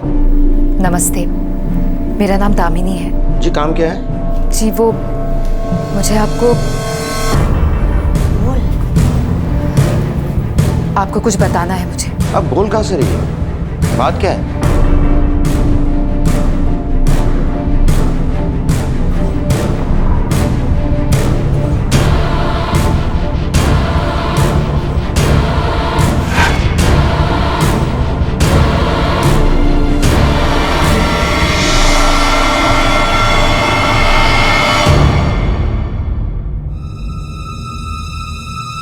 देखो, तुम जो भी हो, मुझे कोई लेना देना नहीं है, लेकिन अगर तुमने मेरी बेटी का हंसता खेलता घर तोड़ने की कोशिश की तो मैं तुम्हारी जिंदगी नर्क बना दूंगा।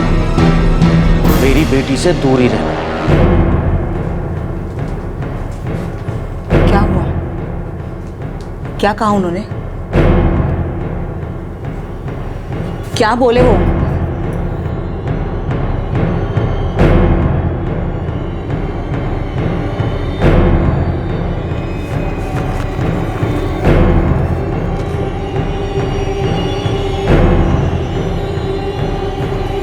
वो माने या ना माने, सच तो सच ही रहेगा। देखते हैं वो कब तक अपने आप को भुलावे में रखना चाहते हैं और कब तक सच से भागते हैं।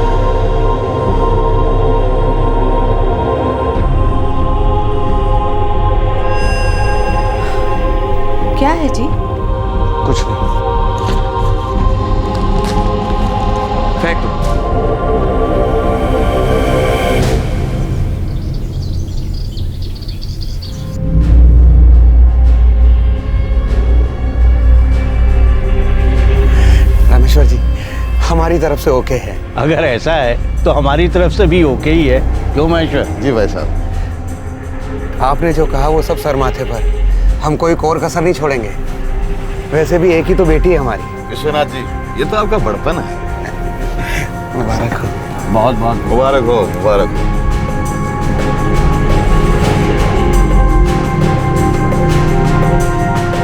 तो क्या करूं भाभी? बात तो फैले ही जा रही है।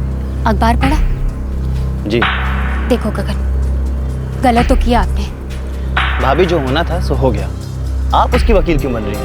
वो बेचारी 1.5 साल की बच्ची के साथ अकेले कैसे रह रही होगी? 7 फेरे 7 कस्में सब भूल गए क्या? बेवकूफी थी मेरी। बेवकूफी आपकी थी और उसकी सजा वो भुगत रही है। तो आप क्या चाहती हैं? मैं उसको भी यहाँ ले आऊँ? भाभी सब खत्म हो गया है, क्यों गड़े मुर्दे उखाड़ रही हैं? बेवकूफ तो बनाया ना उसे बहकाया। आप एक कमजोर और डरपोक आदमी हो। बस भाभी, बहुत हो गया आपका प्रवचन। अब भूलिए मत कि आप इस घर का हिस्सा हैं।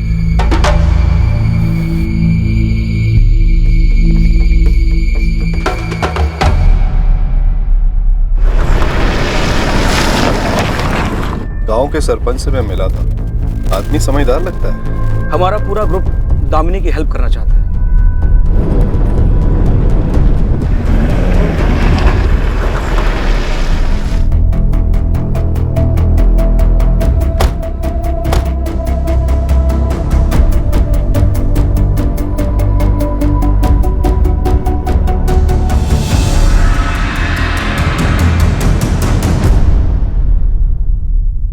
देखिए, मैं रामेश्वर और महेश्वर दोनों भाइयों को अच्छी तरह से जानता हूँ। गगन और वैशाली की शादी में भी गया था मैं। यही तो गलत हुआ है बद्रीनाथ जी, उस लड़के ने दामिनी को धोखा दिया है, धोखे से दूसरी शादी की है। अब आप ही बताइए क्या गुजर रही होगी उस माँ पर इतने बड़े मुंबई शहर में। वो सब इसलिए क्योंकि शादी रजिस्टर नहीं हुई। सही कह रहे हैं आप, बिल्कुल गलत बात है। अब किया क्या जाए सरपंच जी? देखिए, मैं प्रेस से हूँ और सुनील फ्रेंड्स बुक पर एक ग्रुप चलाते हैं। हमारी तो यही राय है कि दामिनी और उसकी बेटी महक को जल्द से जल्द इंसाफ चाहिए। देखिए, मैं रामेश्वर और महेश्वर दोनों भाइयों से जाकर बात कर सकता हूँ, लेकिन जिस तरह के लोग वो हैं मुझे नहीं लगता कि वो मानेंगे, क्योंकि कागजात भी कानूनी तौर पर कुछ ज्यादा पक्के नहीं है। पर सरपंच जी, आपके बात करने का अपना ही एक वजन है। ठीक है, चलिए कोशिश करके देखते हैं। वैसे आप लोगों को मैं एक और सलाह देना चाहूँगा। हाँ हाँ, कहिए। इस महीने के आखिर में रामेश्वर के बेटे की शादी है। आप दामिनी से कहिए कि वो यहाँ आए और गगन ने उसे कैसे धोखा दिया उसका पोल खोल दे, सारे गांव में ढिंढोरा पीट दे। रिश्तेदारों के सामने बदनामी हो तब शायद बात नए सिरे से शुरू हो पाए।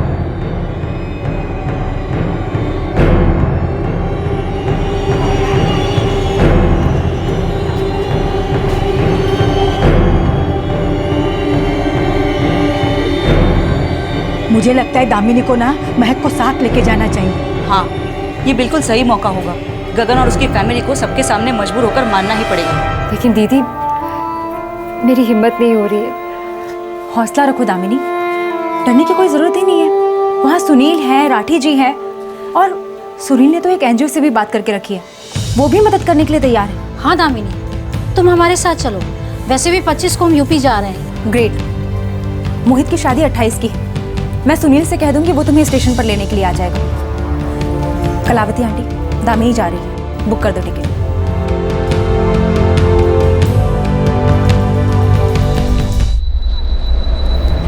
बद्रीनाथ जी, आप गांव वालों के सरपंच, फिर बाहर के लोगों का जिम्मा क्यों ले रहे हैं अपने सर पे? वो हम पे कीचड़ उछाल रहे हैं और आप हमें ही पाठ पढ़ा रहे हैं। देखिए, पाठ पढ़ाने वाली कोई बात नहीं है, कुछ तो गलत हुआ है ना। क्या गलत हुआ है? वो कोई शादी थोड़ी थी, वो तो बच्चों का बचपना था। बचपन में ही बेटी भी हो गई। अरे वो गगन की बेटी है। कौन जाने किसकी है। रामेश्वर जी, ऐसे सच को मत झुठलाइए। गगन, तुम क्यों नहीं बोलते? अब कोई बच्चे नहीं रहे, बाकायदा मर्द बन गए हो। सरपंच जी, नादानी थी, हो गई। और वैसे भी सारी गलती मेरी थोड़ी थी। बेटा, नादानी थी, गलती थी या बचपना था, जो भी था, लेकिन अब वो लड़की एक बच्ची की माँ है, तुम्हारी बच्ची की माँ। यूँ अपनी जिम्मेदारी से पल्ला मत झाड़ो, समझे? देखिए सरपंच जी, ये कोई गांव के तालाब, सड़क या बिजली पानी का मुद्दा नहीं है। ये हमारा व्यक्तिगत मामला है और आप अपनी हद में रहें तो बड़ी मेहरबानी होगी। ठीक है, मैं अपनी हद में रहूंगा। मैं आपसे समझदारी की उम्मीद रख के आया था, लेकिन आप कुछ समझने को राजी नहीं। ठीक है रामेश्वर जी, वो आपके बेटे की शादी में आएगी। जो कीचड़ उछलेगा तब शायद अकल ठिकाने आ जाएगी। चलो।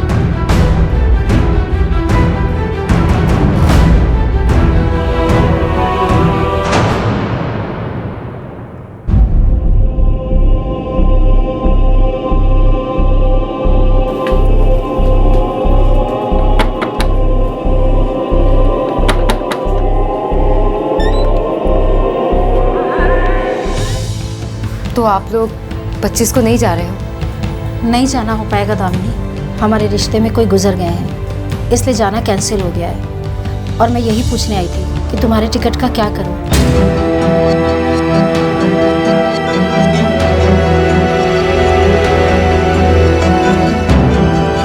डर मत लग, वहाँ सुनील, राठी जी सब तो हैं, वहाँ तुझे बिल्कुल भी अकेला नहीं लगेगा, चिंता मत कर।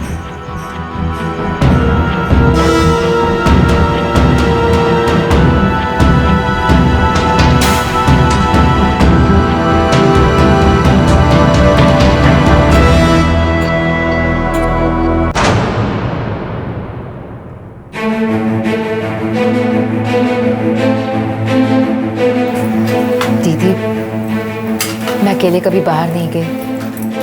93 में हम लोग जब यहाँ आए थे तभी लास्ट टाइम मैंने सफ़र किया था। अकेले बाहर नहीं गई तो क्या हुआ?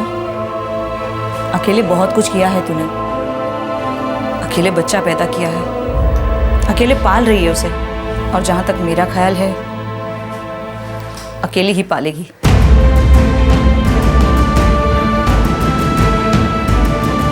बस उस आदमी को उसकी जिम्मेदारी याद करानी है। यही है संघर्ष तेरा।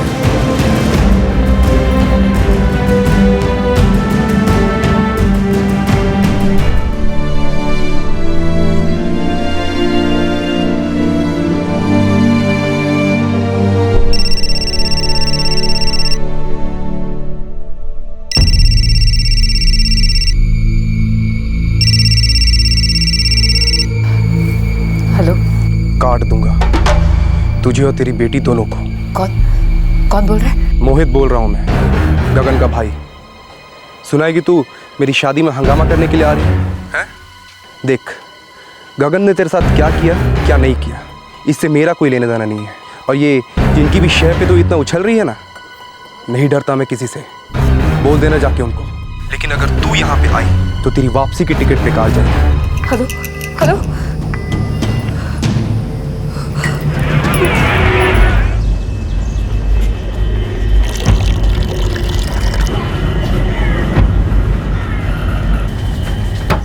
दामिनी, दामिनी, दामिनी, दामिनी, दामिनी, क्या कर रही है ये लड़की दीदी? 7 बज गए हैं, 8:30 की ट्रेन है। दामिनी, दामिनी, दामिनी दरवाजा खोल। दामिनी ट्रेन छूट जाएगी यार। दामिनी दरवाजा खोल।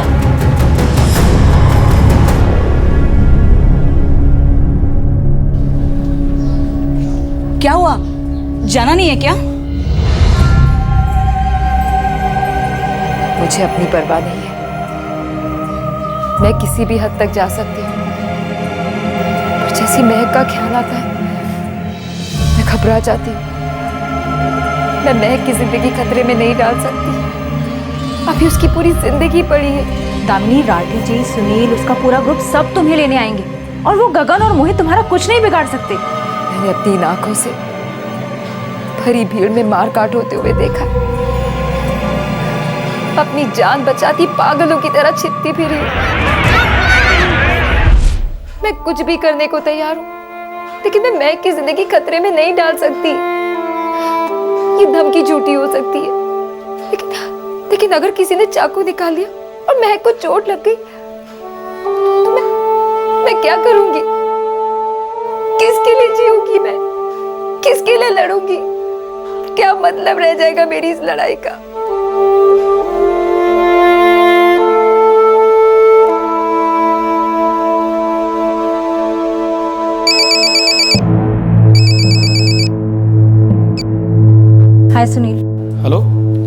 दामिनी निकल गई ना? नहीं सुनील, वो नहीं निकली। क्यों? क्या हुआ? सुनील, वो मोहित है ना जिसकी शादी होने वाली थी, उसने दामिनी को फोन पर धमकी दी है। क्या बकवास है। अब है कहाँ दामिनी अभी? वो अपने घर पर ही है। ठीक है, मैं उससे बात करता हूँ, वो आएगी, कुछ नहीं होगा उसे।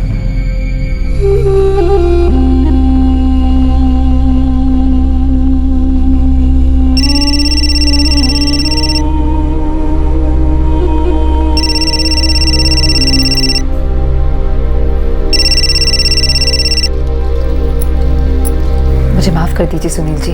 तुम क्यों माफ़ी मांग रही हो दामिनी? माफ़ी तो हमें मांगनी चाहिए, जो इतना भी यकीन पैदा नहीं कर पाए कि तुम और महक हमारे साथ एकदम सेफ है। सुनील जी प्लीज आप माफी मत मांगिए। मतलब तुम्हें हम पर यकीन है ना? गुड, तुम हवाई जहाज से आ जाओ, मेरा वादा है कुछ नहीं होगा, ना तुम्हें ना महक को। लेकिन सुनील जी। दामिनी, यकीन करती हो ना हम पर? पर कुछ नहीं दामिनी, बस तुम आ जाओ, मैं अभी फ्लाइट चेक करके बताता हूँ। मेरा यकीन मानो, तुम्हारा और महक का यहाँ कोई कुछ नहीं बिगाड़ सकता, ठीक है? चिंता मत करो, तुम बस आ जाओ।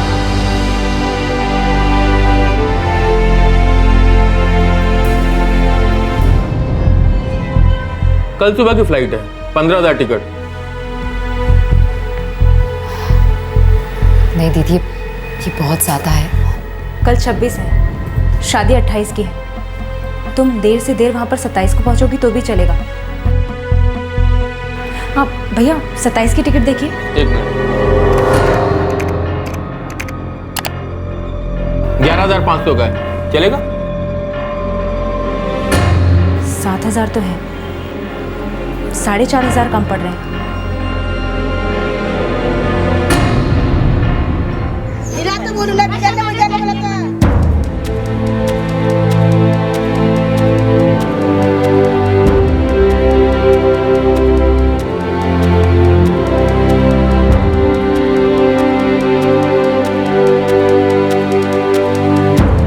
दीदी, अभी भी 2,000 कम है।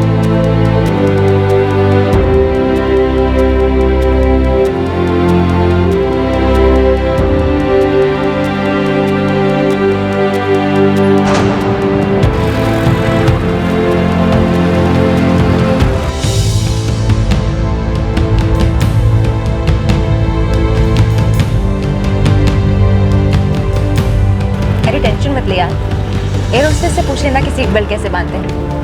और फिर तेरे साथ तो महक है, सब तेरे आसपास मंडराती रहेंगी। और कोई भी टेंशन हो ना तो ऊपर एक बटन होता है, उससे दबा लेना, या किसी से ही पूछ लेना। देखना, पहली बार सफर कर रही हूँ और वो भी सीधा हवाई जहाज में। अरे डर मत तू, हवाई जहाज तुमने थोड़ी ना उड़ाना है, उसके लिए पायलट रहेगा वहाँ पे।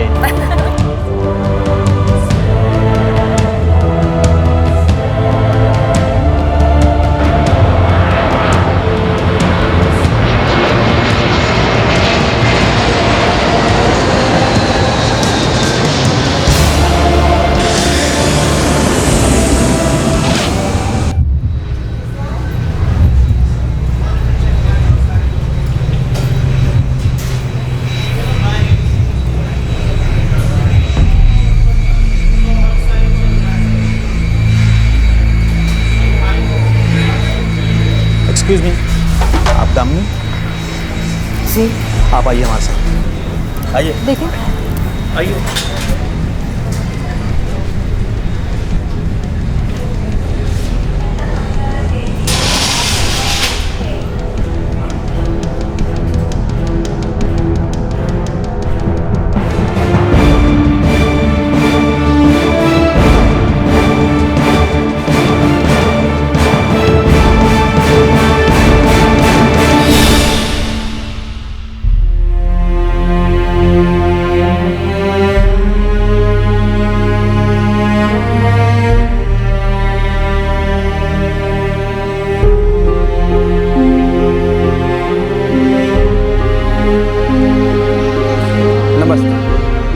मैं सुनील वर्मा, आप राठी जी।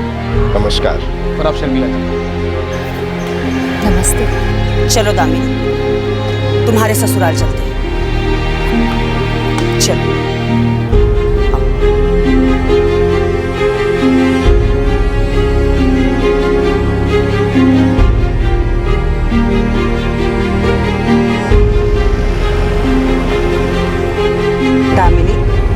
तुम्हारी लड़ाई अब हमारी लड़ाई है।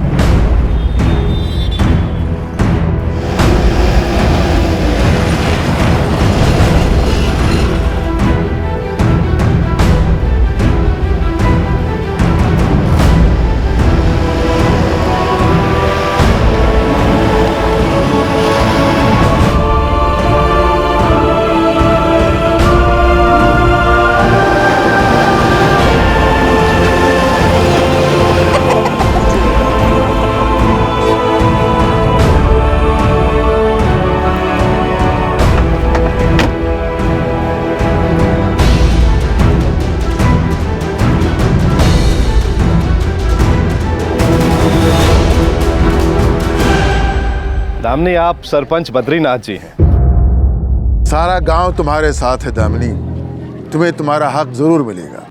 दामिनी, हम तुम्हारे साथ हैं।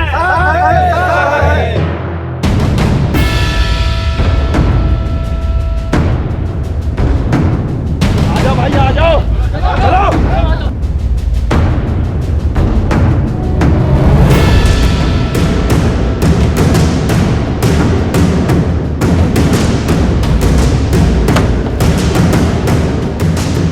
लगता है ये सारे घर छोड़कर भाग गए। कोई बात नहीं, हम लोग रामेश्वर जी के घर जा रहे हैं। चलो।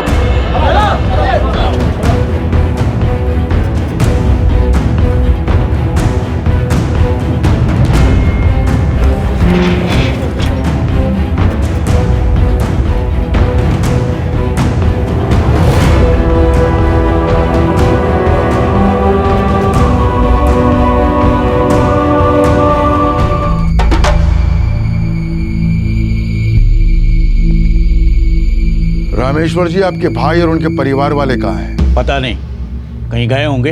अच्छा, हमने सुना कि आपके बेटे की शादी की तारीख आगे बढ़ गई है। इससे आपका या इन गांव वालों का कोई लेना देना नहीं। गगन कहाँ है? उससे मिलने उसकी बेटी और उसकी पत्नी आई है। देखिए सरपंच जी, कौन आया है, किससे मिलने आया है, इससे मुझे कुछ लेना देना नहीं है। रामेश्वर जी, बेहतर होगा कि आपका भाई और उनका बेटा सामने आए और दामिनी को अपनाएं। हम 15 दिन की मोहलत दे रहे हैं। अगर वो इस नोटिस को नज़रअंदाज करते हैं और सामने नहीं आते तो अंजाम भुगतने को तैयार हैं।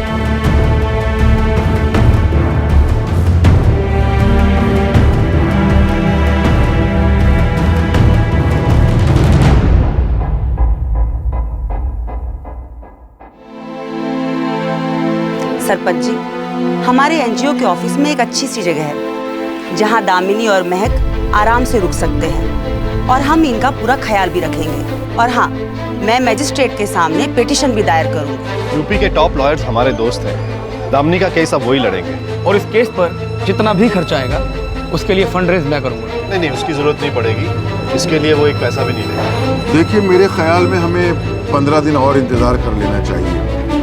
उसके बाद भी अगर गगन और उसके परिवार वाले नहीं आते तो फिर आप लोग जैसे ठीक समझे वैसे करें। अगले महीने में इस जिले के सभी गांवों की महापंचायत बुलाने वाला हूं। उसमें हम लोग गगन, उसके परिवार और उसके सारे रिश्तेदारों का बहिष्कार करेंगे। हुक्का पानी बंद करवा देंगे। हो सकता है सामाजिक दबाव के कारण वो लोग अपनी जिम्मेदारी समझें। दामिनी, चिंता मत करो। जब तक तुम्हें इंसाफ नहीं मिल जाता हम ये लड़ाई लड़ते रहेंगे।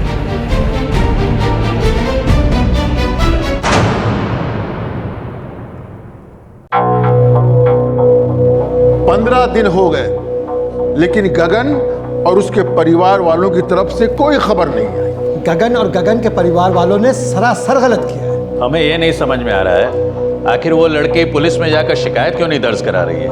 उसके पास कोई कानूनी दस्तावेज नहीं है। बस लड़का लड़की की कुछ तस्वीरें हैं, कुछ गवाह हैं। इस लड़की के साथ धोखा किया गया है। सामाजिक रूप से देखा जाए तो हमें इस लड़की का साथ देना चाहिए।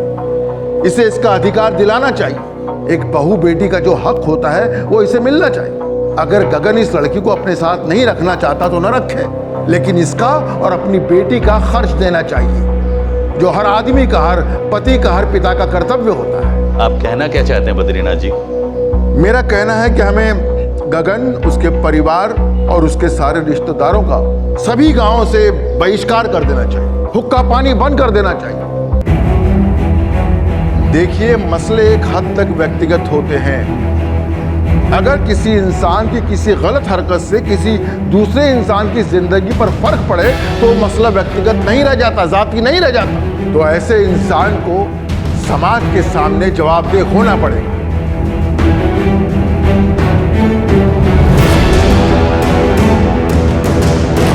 हमारी सहमति आपके साथ है। हम सब आपके साथ है। अरे हमें मंजूर है। हमें भी ठीक लगता है। हम सब आपके साथ है।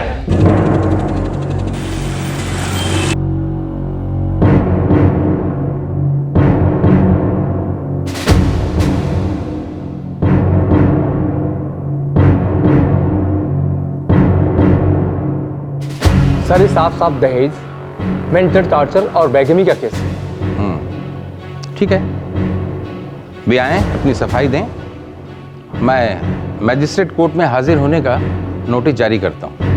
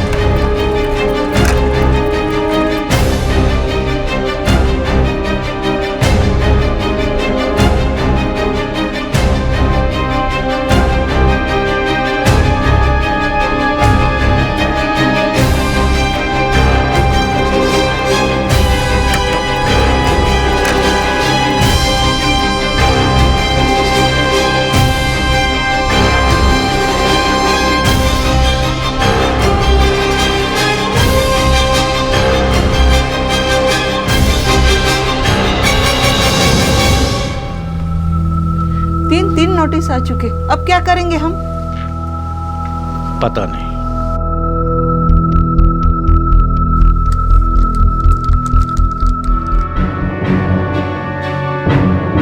आपके और आपके रिश्तेदार रामेश्वर देव के पते पर 3 नोटिस भेजे जा चुके हैं। आपको सूचित किया जाता है कि यह मजिस्ट्रेट कार्यालय द्वारा आपको आखिरी नोटिस भेजा जा रहा है। मजिस्ट्रेट कोर्ट में 8 मार्च 2013 को आप हाजिर होंगे। अगर ऐसा करने में आप असमर्थ होते हैं तो अदालत आपके खिलाफ अरेस्ट वारंट जारी करेगी। उसे पेश होना ही पड़ेगा दामिनी, अब उसे वो जिम्मेदारी उठानी ही पड़ेगी। हाँ दामिनी, और जब तक तुम्हें इंसाफ नहीं मिल जाता हम ये लड़ाई लड़ते रहेंगे। आप लोगों ने मेरा बहुत साथ दिया, उसके लिए मैं आप लोगों की शुक्रगुजार हूँ। मुझे तो इंसाफ की उम्मीद ही नहीं बची थी, लेकिन अब मुझे जाना होगा, काम करना होगा, अपनी बच्ची के लिए जीना होगा। हम समझते हैं दामिनी, लेकिन कभी भी एक पल के लिए भी हथियार डालने की मत सोचना, और हम भी हथियार डालने वाले नहीं। हम लड़ेंगे जब तक ये जंग खत्म नहीं हो जाती।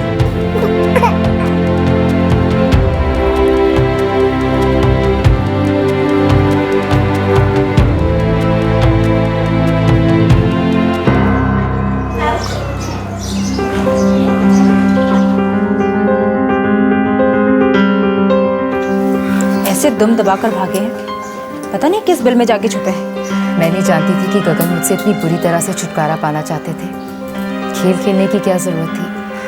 मुझसे एक बार कहते कि उनके दिल में मेरे लिए प्यार खत्म हो गया है, मैं उन्हें जाने देती।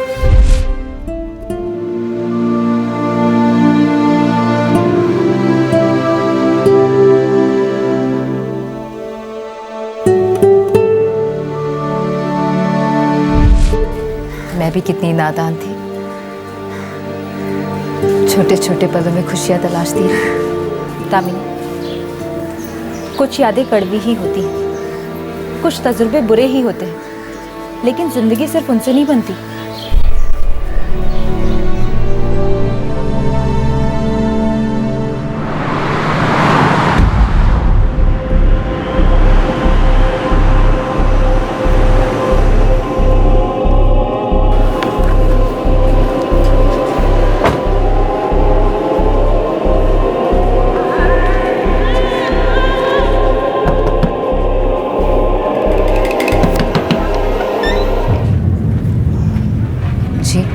नमस्ते।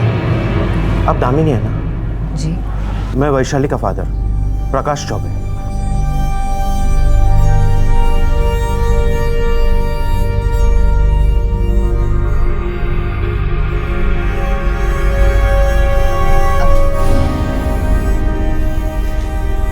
बेटी, मुझे माफ करना, मैंने फोन पे तुमसे ठीक से बात नहीं की थी।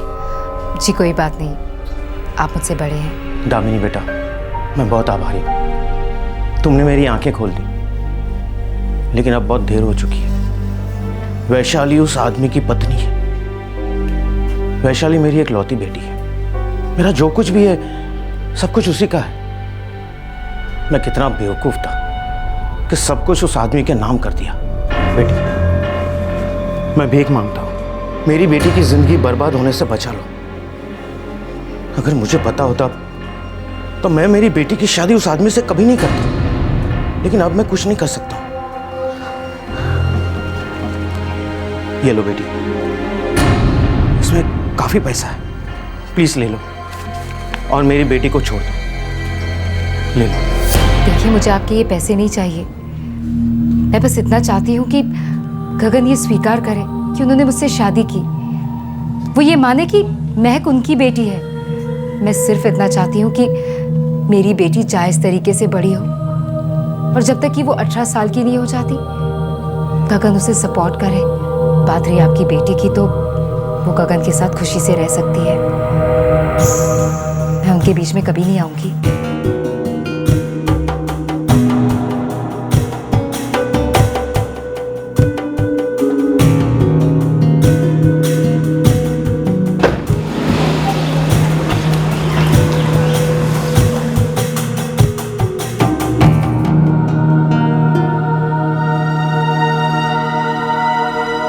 दामिनी की जंग अभी जारी है। इस केस की सुनवाई 8 मार्च 2013 को मुकर्रर की गई थी और उस दिन गगन को कोर्ट में हाजिर होना था, लेकिन उस दिन भी गगन या उसके परिवार से कोई कोर्ट के सामने पेश नहीं हुआ। कोर्ट में अगली सुनवाई 9 अप्रैल 2013 को होगी, और अगर उस दिन भी गगन कोर्ट के सामने पेश नहीं हुआ तो इस केस में कोर्ट को मजबूरन एक तरफा डिसीजन लेना होगा, जो कि दामिनी के हित में होगा। दामिनी ने कोर्ट में गगन की तरफ से मेंटेनेंस दिए जाने की अपील की है, जिसमें दामिनी के लिए जिंदगी भर का मेंटेनेंस और बेटी महक के लिए उसके पालन पोषण का खर्चा शामिल है, जब तक कि महक की शादी नहीं हो जाती। दामिनी के नाम पर एक घर दिए जाने की मांग भी रखी गई है। कोर्ट गगन और उसके परिवार की आर्थिक स्थिति की जांच करेगा और उसके अनुरूप मेंटेनेंस की रकम तय की जाएगी। एक सोशल नेटवर्किंग साइट, मीडिया, गांव की पंचायत और सरकारी तंत्र धीरे धीरे ही सही, लेकिन ये सब मजबूती से दामिनी की मदद के लिए आगे आए। दामिनी, जिसे बरगला के एक आदमी ने शादी की और फिर उसे अपने ही हाल पर छोड़ दिया। एक पड़ोसी कपल, वहीं की एक निवासी और अनेकों लोग दामिनी के साथ खड़े हुए और उसकी लड़ाई को आगे बढ़ाया। हाँ, हम कर सकते हैं। अगर हम दिल से चाहें तो हम कुछ भी कर सकते हैं। आपसे फिर मुलाकात होगी क्राइम पेट्रोल दस्तक में एक और नए केस के साथ। तब तक अपना ख्याल रखें, सुरक्षित रहें और याद रखें, किसी दूसरे को तकलीफ में देखकर अनजान न बने। उठें और सामने आकर उसकी मदद करें। इस तरह के और भी एपिसोड देखने के लिए हमारे चैनल को सब्सक्राइब करें और बेल आइकन दबाना ना भूलें।